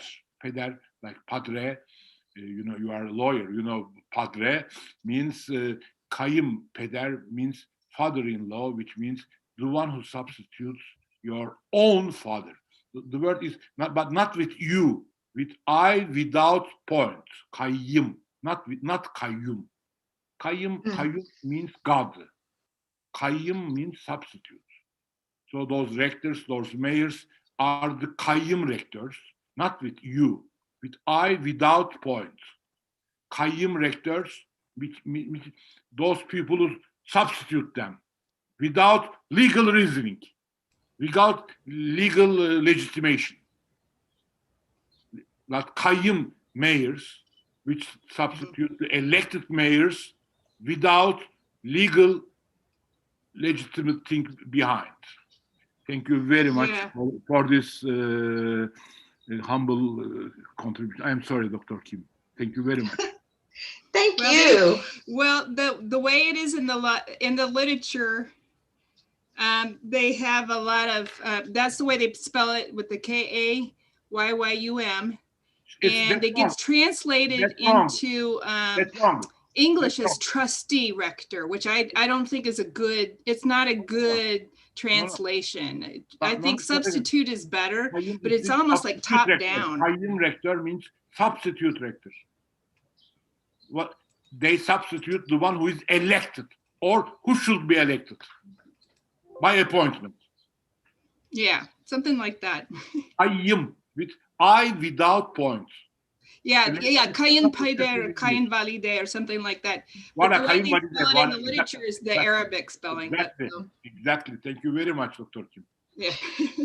That's the one thing that I really miss about in-person conferences, the ability to have some challenging discussions and to really get to know each of you, to probe your minds a little bit about further information. This venue, this virtual conference is excellent, but I am looking forward to the day when we can meet in person and have some in-person discussions. About my personal history, I am sorry, and Graham, I'm not escaped from Turkey. By chance, the day I am purged from the university by the decree law, I was in Washington, D.C., United States, visiting my daughter who is living there. By chance, I learned in Washington, D.C. that I am fired from the university. What does it mean? When you are fired from the university by this decree law, your passport is automatically canceled. Me, fortunately, I have a French nationality, so I came back to France and stayed there. You were very fortunate. Yes. So I feel myself very lucky. I was there by chance. I was just visiting my daughter in Washington, D.C. She's a professor there, just for a visit to her. And I stayed there and came back to France. Okay, thank you very much. So I'm not escaped. I have to say that I am one of the luckiest persons. Well, again, thank you so much for your perspective. And I hope it turns out, as you predict, that in 10 or 15 years, these scholars who have been elsewhere getting an excellent education and developing their professional credentials will go back and build Turkey into the wonderful nation, the wonderful economy, the wonderful citizenship that we all know it deserves. Thank you very much. Thank you Okay. very much. Next up, I think we have, let's see, we have Dr. Zaman Stanizai. Is he here? I think I am. Yes. Okay. Dr. Stanizai is a professor of political science at California State University, Dominguez Hills, our sponsor for this conference. And for that, we thank you and your university very much. This has definitely provided a platform for some excellent papers some excellent discussion, and this has been very challenging information. I think we're lucky to have been able to participate and to see all this assembled so quickly.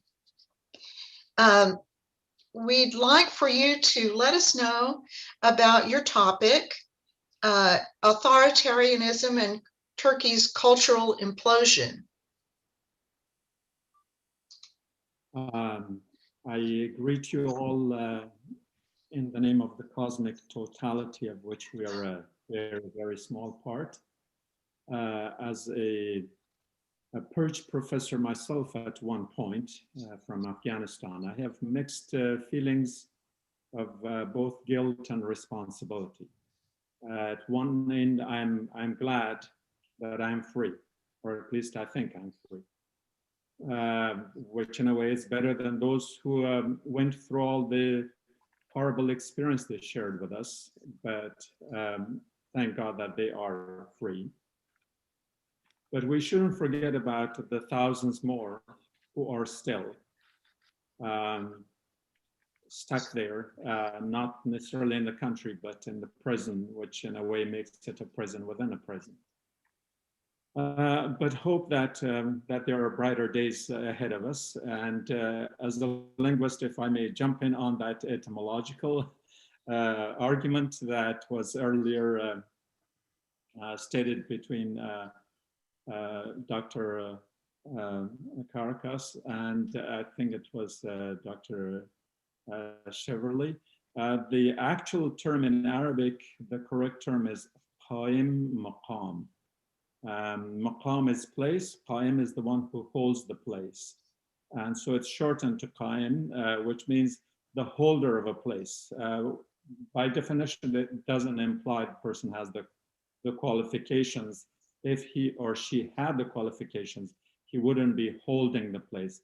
He will be leading it or working on it. But anyways, leaving that aside, let's get to the actual presentation, which is titled Authoritarianism and Turkey's Cultural Implosion. And I use the word implosion deliberately for the reasons that we are about to hear. Let me start with this statement that has become almost an aphorism. L'État c'est moi, said Louis XIV, the absolute French monarch, the absolutist, perhaps more correctly, of the Ancien Régime, who rained down his absolute authority on the people of France for a record 72 years. So l'état c'est moi translates as I am the state. It's often used to reference leaders who claim absolute, unrestrained, unrivaled, and unbridled power. It's argued by some that Louis XIV meant to say l'état c'est moi in conjunction or in combination with la grâce de Dieu, implying that his divine right as the grace of God is the reason for him claiming himself to be the state. And Herbert Rowan interprets that la grâce de Dieu to be concerned with the justification rather than the description of the monarchy. Paccard differs a little bit, saying that he believes that the king saw himself as the proprietor of the state, that he felt, and even he literally probably meant to say that l'état c'est à moi, the state is mine. And that possessive pretty much explains it. So whether an individual considers a state his own as a matter of justification, or simply sees himself as its proprietor, whether this is legitimated through the will of the people or claimed as divine right, it speaks unequivocally of power and absolute power at that. Historically, the greater abuse of authority has happened either in the name of a god or through a justification in the name of some scripture. We heard historical analysis of how these coups in Europe, in Turkey, corresponded with the purges, and I think we could go through a similar one, that this whole trend has been much more universal than we think. That when the age of iconoclasm began in Byzantium back in the 7th and 8th century, it sent proponents of the religious icons fleeing to Muslim lands with their intellectual riches. It impoverished Europe, that sank deeper into dark ages, and conversely, it gave the Muslim world its most significant advantage, that of receptivity.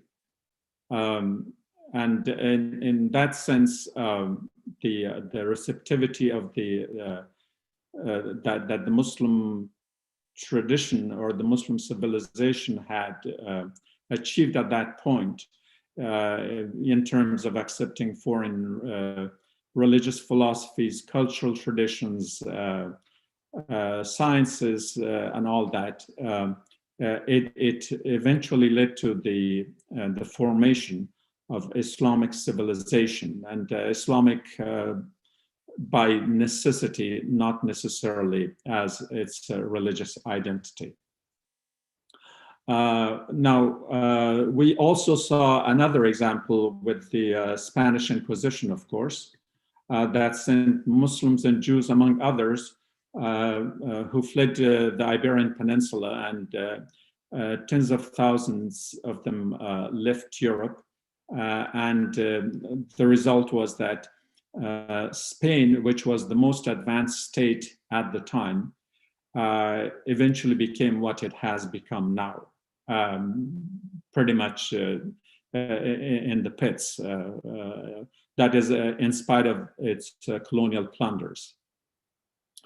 Let me share one more example, and that would be the Persian Safavids, who began establishing a Shia theocracy at the dawn of the 16th century. It made it difficult for the countless Sunni scholars who flocked to India. This exodus furthered the advances of India's pluralistic Muslim civilization in sciences and scholarship. And 4 centuries later, thousands more Persians were escaping the Shah's autocratic suppression, and at this time they were headed west.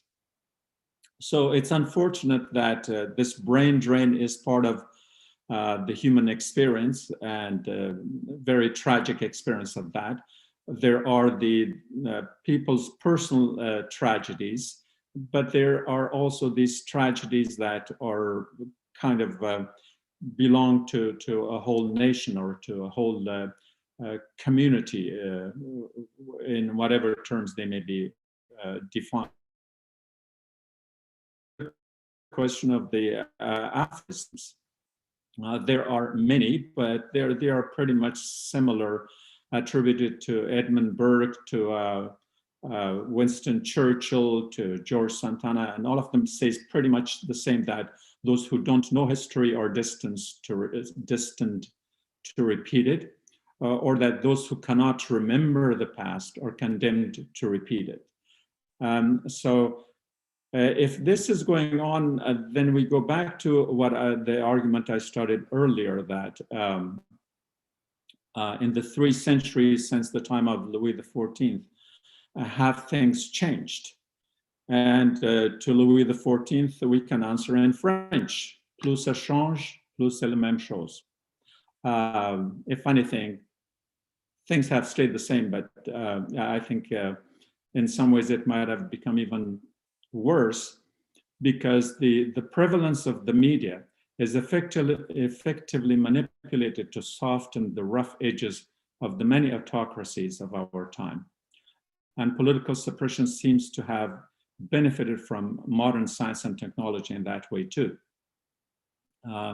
As political manipulation enters the digital age, even the most fundamental institutions of democracy have become vulnerable.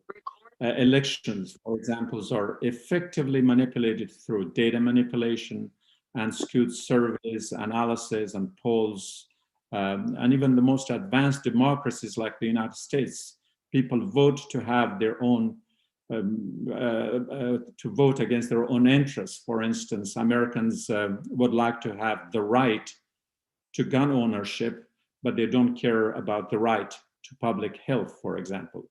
Now, if this is any semblance of democracy, it's certainly without substance in the context of responsible governance.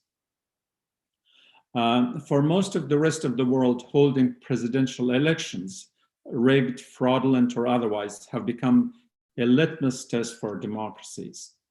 The legitimacy of the entire political process has become secondary due to what may be called, I hate to quote Joseph Stalin, but I have no choice. I call it the Joseph Stalin's axiom, which is, it doesn't matter who votes, what matters is who counts the votes. And so many countries around the world today that are parading as democracies are basically following that principle. So in this manner, power may be held in the name of the people, but authorities still feel and act as if they have an entitlement to it. That's why the progressively increasing longevity of incumbency is a hazard to the integrity of democratic systems. Entire nations are held hostage, as we saw in the case of Turkey. That happens in many other places. And these are by the curse, if I may call it that, by the curse of the indefinite retaining of the seat of power. And that, in a sense, is an addiction. Addiction to power, like every other kind of addiction, demands continuous gratification.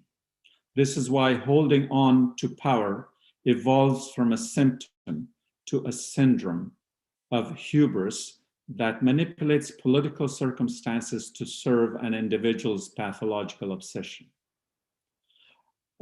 This is the result of what I call the hubris syndrome, which I define as follows.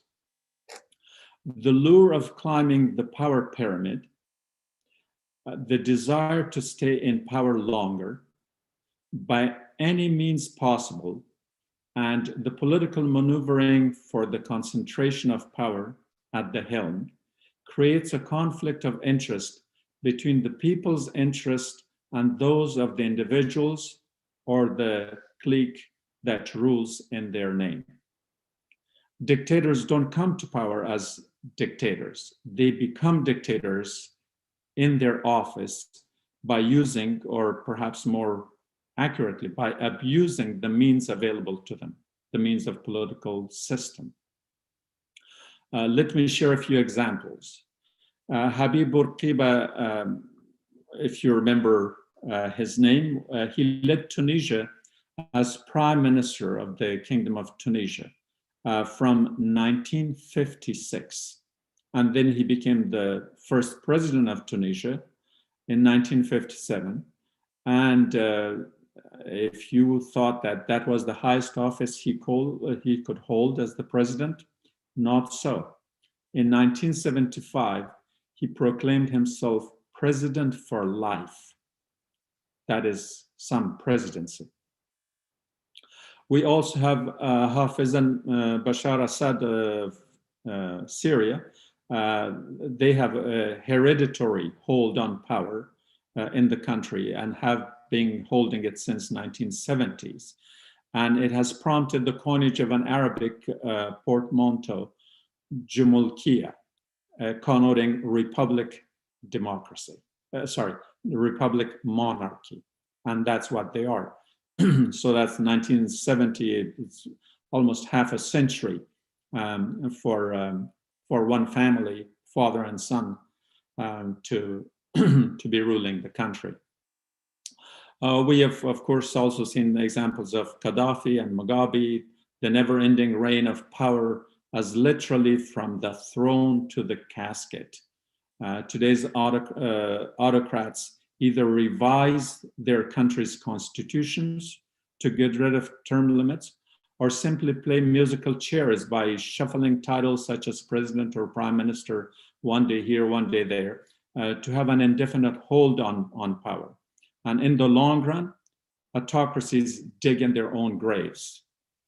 As the case of Turkey, we can say that since 2003, I think, that when the Gulen movement participants joined the Erdogan-led AKP, the Justice and Development Party, the substance of the Gulen Hizmet movement boosted the agenda of the AKP as the merger charted parallel paths to success in Turkish politics.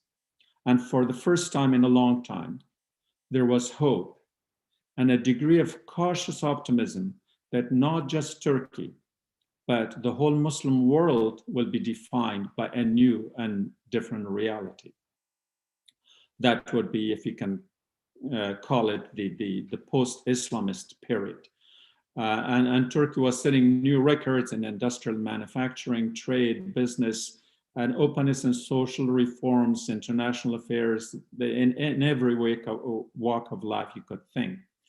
And Turkey presented a new and a positive role model for the Muslim world, albeit unfulfilled. What seemed like a dream come true seemed so, but then it didn't. Then we woke up not from a dream, but into a nightmare whose horror is self-inflicted and whose haunting seems perpetual. And we heard a good number of examples in the first person of what that horror is to a person's soul, to a person's humanity, and to a person's dignity. And so while we could easily go through tons of statistics and numbers, we have to think that each one of those numbers is a human soul tortured. And torture might be an understatement, because we had a hard time hearing these experiences for a duration of 10, 15 minutes, but they had lived them for years. So in the classic case of authoritarianism tramping on freedom at the intersection of thought and conviction, where the authoritative becomes authoritarian, psychologists warn about the effect of prolonged power that tends to become addictive in the hands of a single individual. Too much power, when it remains unchecked, goes stale, leading to self-assuring hubris. When it permeates the whole government apparatus, the decline of the state begins. And let's hope that is not the case, even though all the signs point in that direction. So in today's Turkey, l'état c'est moi can appropriately be unequivocally translated into bin devletem, I am the state, as the throne of absolute power, as a matter of justification, as its proprietor, and as a Sharia-endorsed divine right. And I did speak of the religious manipulation earlier.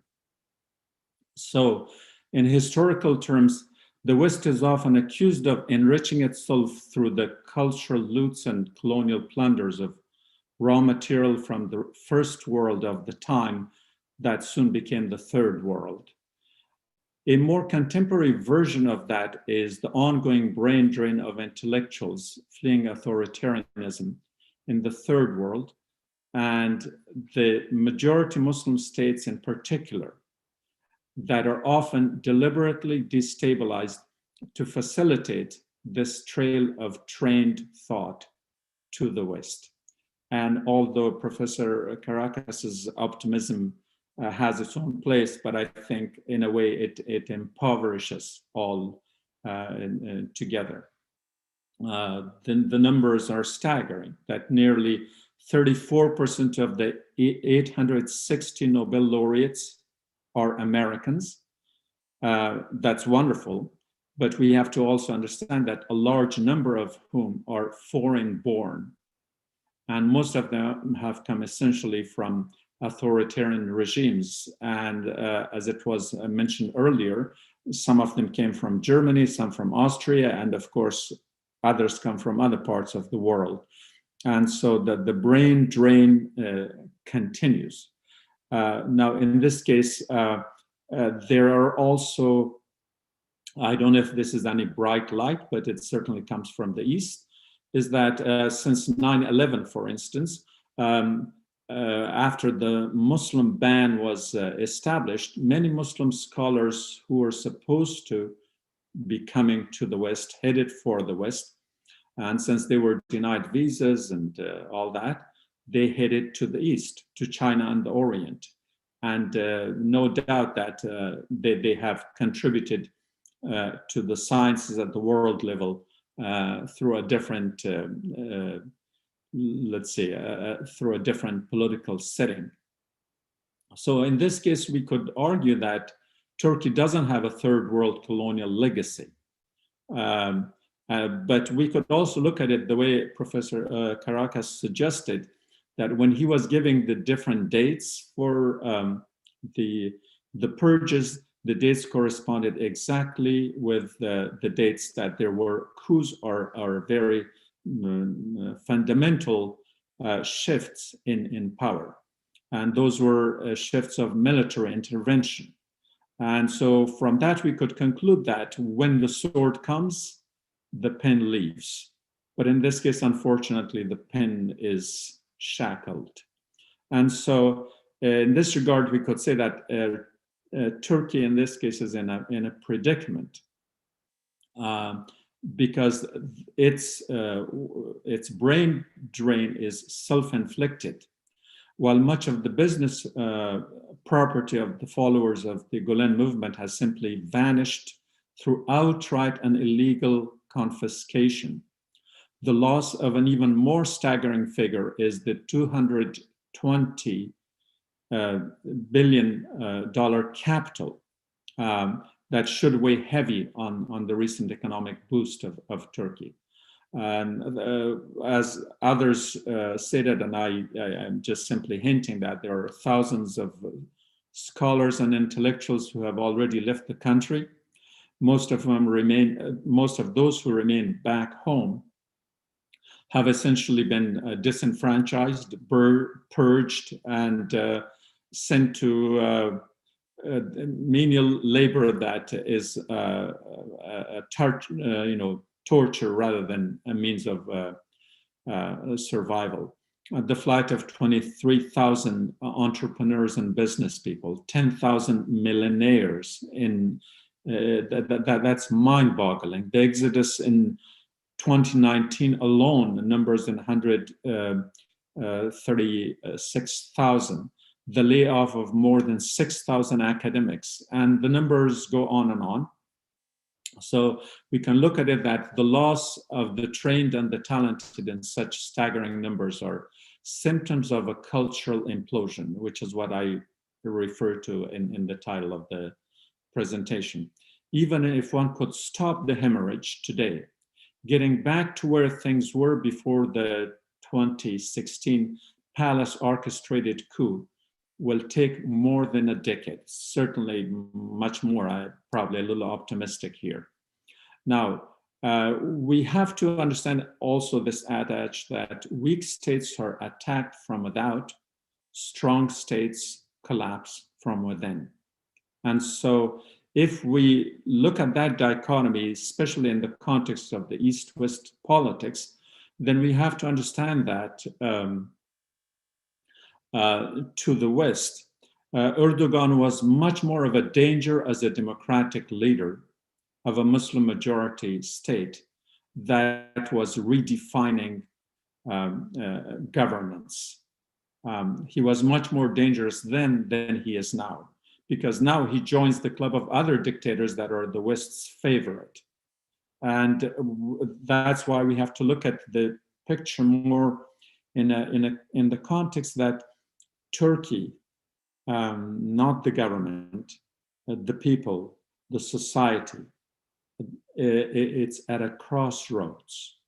And where do we go from here depends on whether the people can figure out the difference between slogans and substance in democracy and governance, or will they allow themselves to be hypnotized into seeing the mirage as the flowing river in the distance? Or perhaps someone will read the Turkish coffee cup differently. Thank you.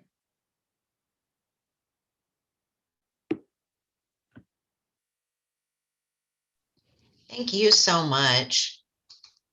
I was really interested in something you pointed out that nobody else has mentioned today, and in many ways you made this more universally applicable than just to Turkey.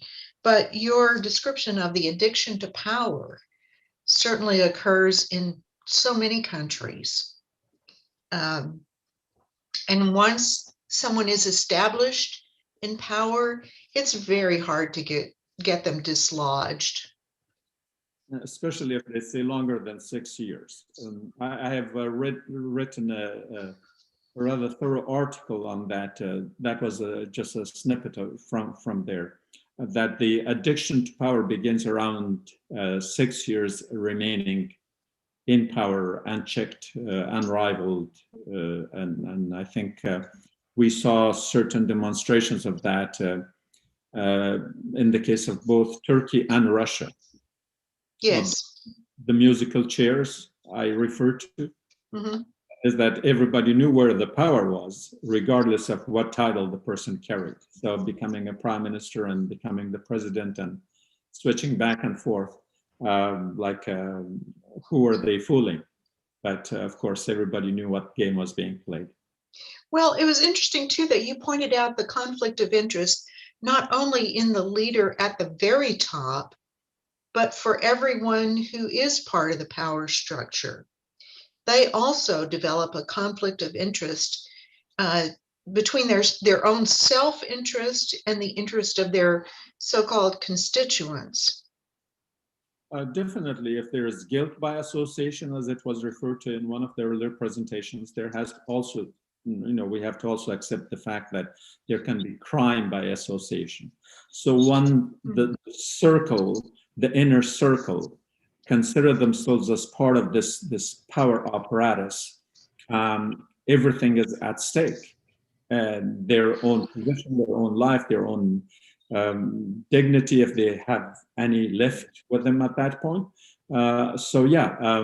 Therefore, the whole system works towards that, and that keeping the status quo, regardless of whether you change the constitution, regardless whether you stack the courts in favor of your own minions and lackeys, it doesn't make any difference. So the whole system becomes so autocratic, and that's why I say that the problem is that whether the people in enough numbers that would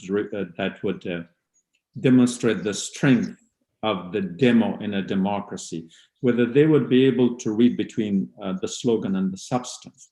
Well, the scary thing is that by impacting the educational system, that also impedes the people's ability to appreciate the difference between a slogan and the substance. If they're not educated, if they don't have what one of our other speakers called the ability to think critically, then they're almost enslaved by the words and the slogans as much as they are by the power. In a way, yeah, it is kind of the dumbing down of the system. Is that when the sword comes, the pen is in shackles. Is that you don't want freedom because leaders do come to power through elections freely, democratically. Initially. But the point is that they can't maintain that, or that issue of the hubris syndrome kicks in, and they accept the entrance door, but they don't see the exit door.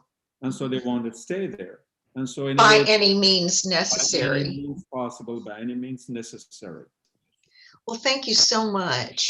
Thank you. And our next speaker is Dr. Tom Gage. Is he here?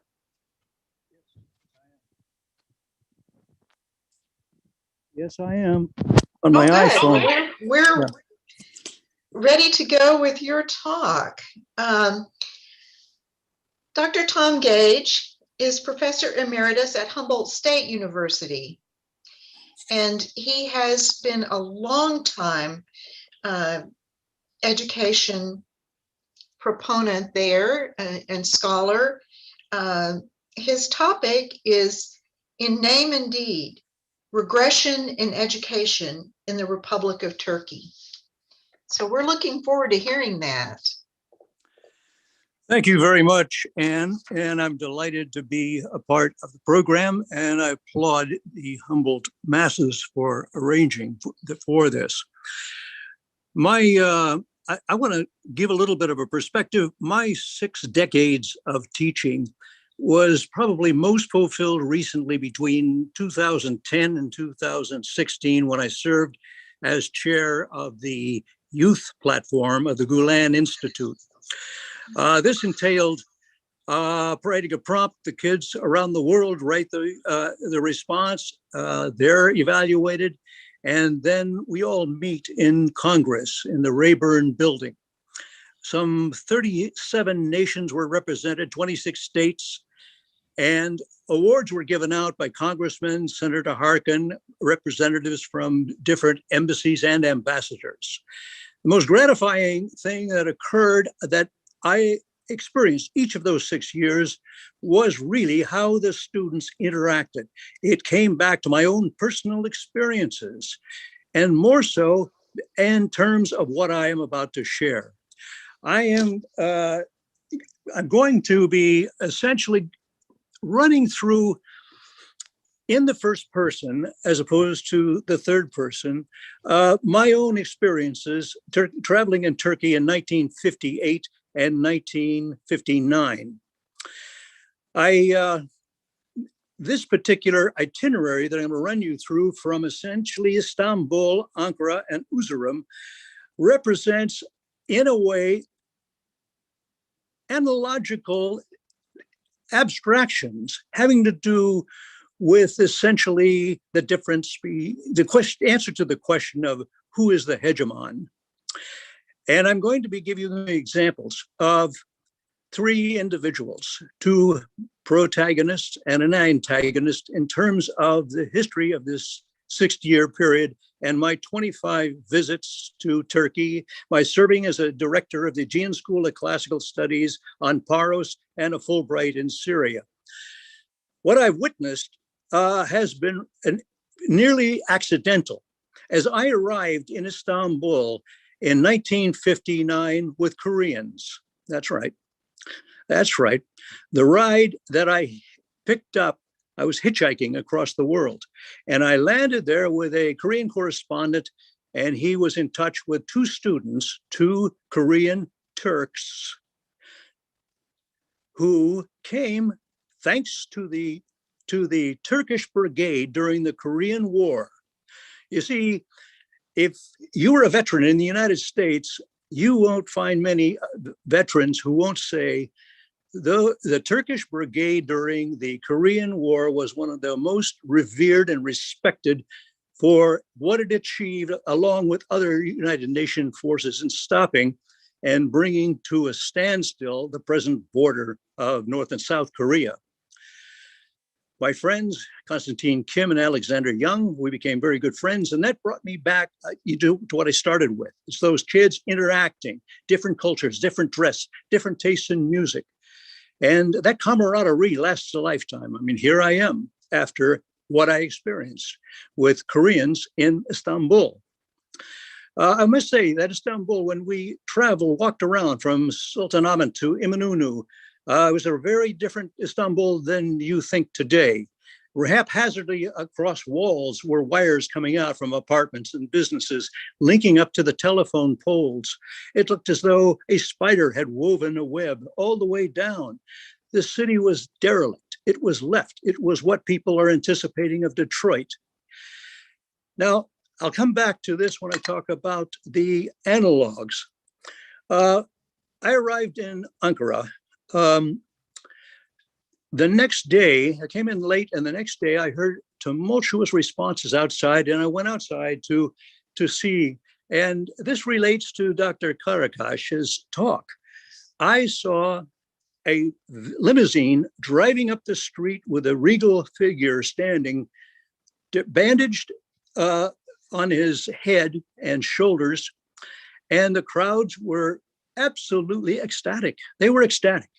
And it was more than just a crowd meetings of a returning person who was the prime minister of the state, the first democratically elected in the Turkish Republic, for he had crashed coming out of Gatwick Airport in London. A lieutenant was killed. He broke his collarbone. And I happened to simply step into the street just as the car was going by. But it took me decades later in my many trips to Turkey to realize the intensity of that adulation. Sacrifices of sheep on each block, all the way to the parliament, and the feast afterwards, where the whole community came together. It was a really remarkable experience. I seemed to be in Turkey in very interesting moments. I was there in 1980. I was there in Katoya in 2007 when the election of Erdogan occurred after his second round.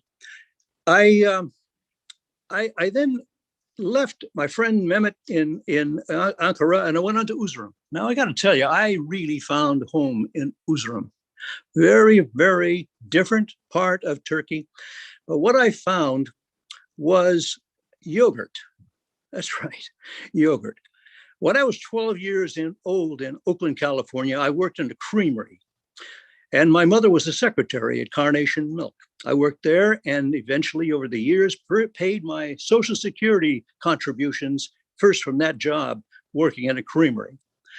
And so I had this kind of appreciation of milk products. Ice cream, the cottage cheese cut by one of the workers, and I cleaned up after him. But when I hit Uzrum, I really felt at home. And Ali, my friend, was showing me all of the different products. Ayran and Boza, all of these incredible foods. Well, that's the end of my journey. But I want to kind of now shift to essentially what my friend Zaman was just referring to along that line. What I saw in Turkey over these years cumulatively can be reduced to something Ibn Khaldun cited, and I'm using that model in addition to the late James Moffat's to sort of look at the question of who's the hegemon. What do I mean by that is it the Caliph or is it the abode of Islam?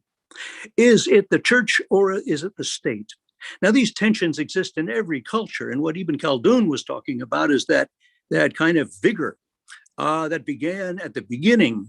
And you could see it in Turkish history. You could see it among the Turkish brigade that brought those Korean kids to Turkey. That vigor then kind of ascends to an apotheosis. And we've recalled some of the things that various speakers have referred to. Then it hits indolence.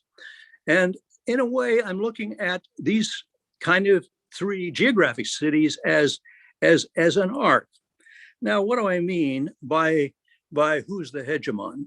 What I mean is, how does the leader, whether it's the religious leader or the political leader, how does that leader impose his will or desire upon the rest of the society?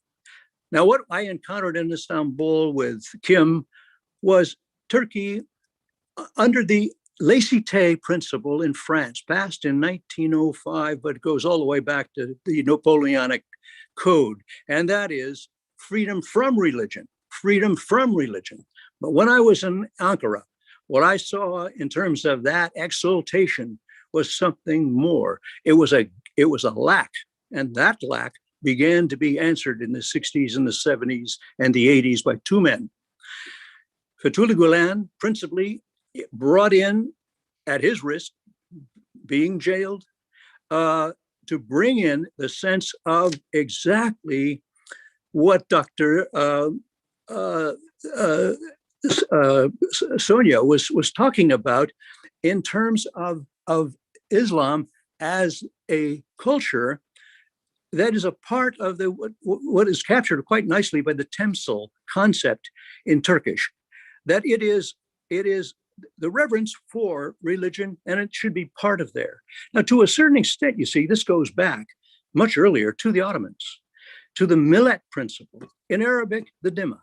And in that kind of relationship of governance, you have people in different religious groups have their identity, have their language, and have their houses of worship. Now they pay taxes because essentially it's the Muslims who are protecting the society for the rest of the community, the multicultural community. That's inclusivity that Dr. Pandya was referring to.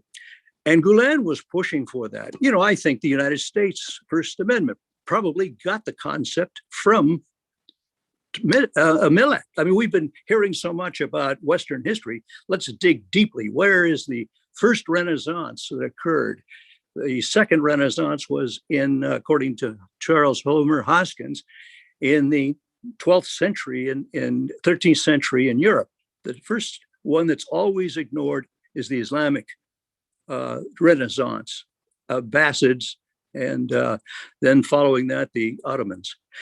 But what we've experienced, so I think what we see in this governance principle is freedom from religions, which has begun progressively to change for freedom for religions, that's inclusivity. And now we've shifted to that third state with Erdogan, where you have a dominance of religion and a prescription for free inquiry. And this arc is what is so damaging. Now, when there's something really going on that's crazy. You might see this tie. I bought this tie in the Metropolitan Museum, and it said Venetian tie. Well, this gets me to my next second person, Çelik Gülürsoy. He was the president of the Kupolu Turin. And I happened to be in the 80s, mid 80s. I met him with my wife and got to know him. And I learned a great deal, wrote an article about Çelik Gülürsoy, the Thomas Jefferson of Turkey. And my point in writing that was what I want to spell out, because it has to do with this tie. And that was that Gülürsoy had taken over the reins of an organization that went back to 1923. And it was at a time when Turks were going abroad to get positions and jobs in Germany and Spain, all across Europe. And he set up a means by which they could easily make the transition with documents, maps, languages. And with the profits of what they accrued, he used those profits to rebuild the Ottoman buildings that were derelict. Kim and I saw a derelict school, a madrasa, between Sultanahmet and Hagia Sophia in 59. When I was in with Gülürsoy in the 80s, we went to that building. It was no longer a derelict building. That school was rebuilt so that the classrooms provided for tourists, and this is what Gülürsoy established, was a tourist market for the middle classes of Turkey to see their Ottoman heritage. So in one classroom, you might find someone designing a dervish doll. In another classroom, one would be seeing a bookbinder, because of the binding of books was so important, just as important as Venice in the 16th century. So in the third classroom of this madrasa, you would find a person demonstrating water painting. Now, folks, how many of you know about water painting? This is a Venetian design called water painting. Can you conceive of water painting in Venice? So it's a little bit like Greek yogurt. You know, when you hear, as Turks, the idea of Greek yogurt or Venetian water painting, it's infuriating. In a way, that's exactly what Erdogan has done. He has appropriated the teaching of morals and ethics that Gulen had begun in Turkey, that spread to 800 schools around the world. He has appropriated them, outlawing them, by the way, way before the coup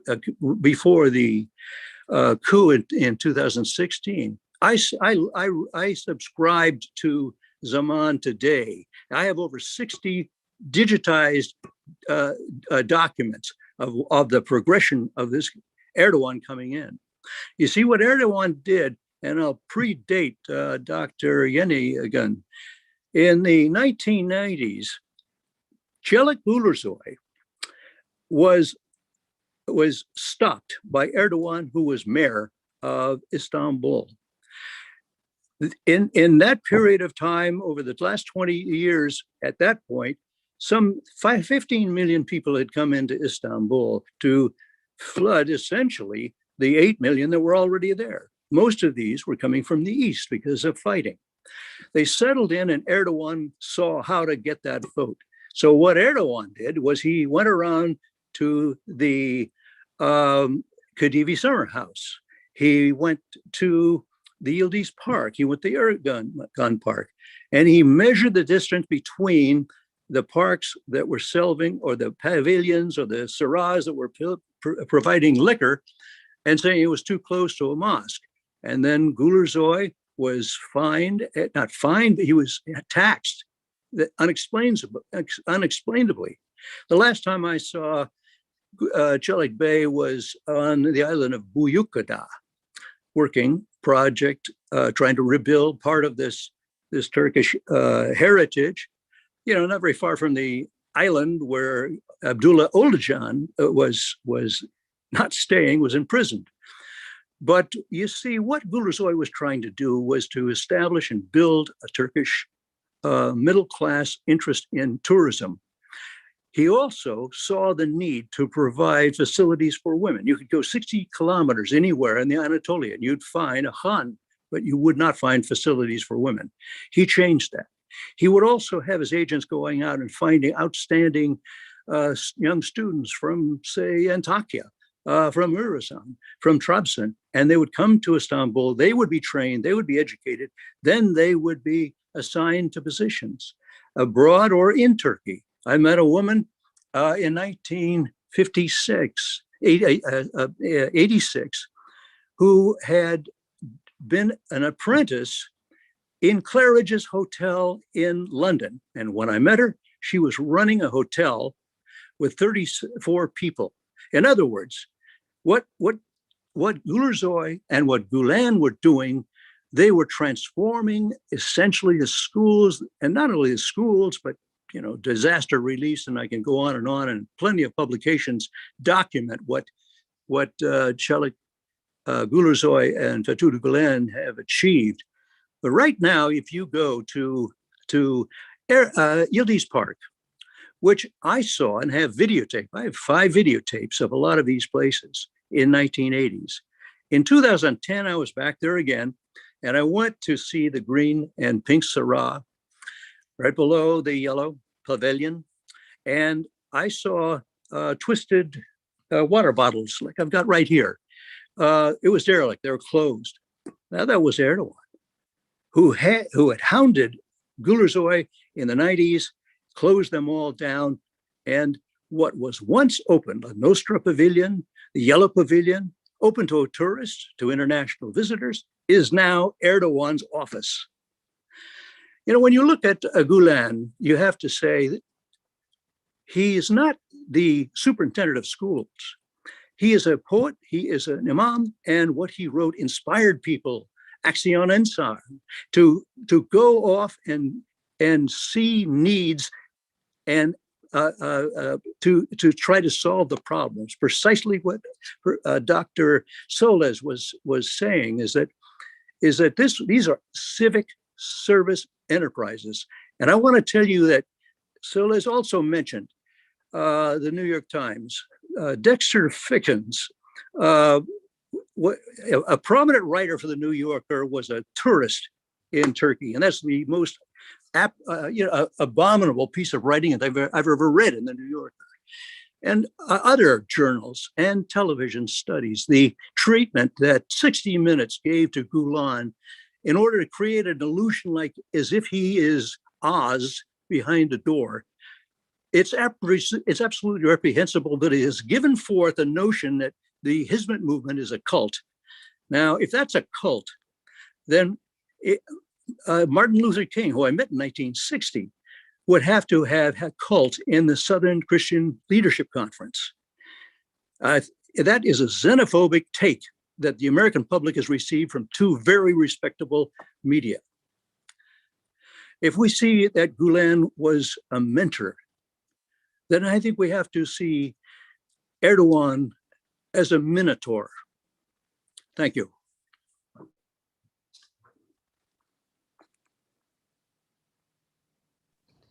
Thank you. That was a very insightful personal view of Turkey, and we really appreciate it. I think one of the benefits of this conference is getting so many firsthand, first-person views of the situation in Turkey now and previously. So I want to thank you very much, Dr. Gage, for joining us in this day of information about Turkey and the brain drain.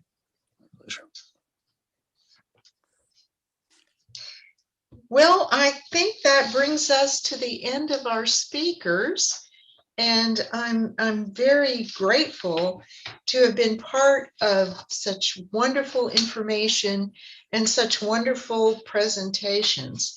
Thank you again extremely to California State University Dominguez Hills for sponsoring this conference, and for all the academics who took the time out of their busy schedules to participate. Thank you so much. I think this brings our broadcast to an end.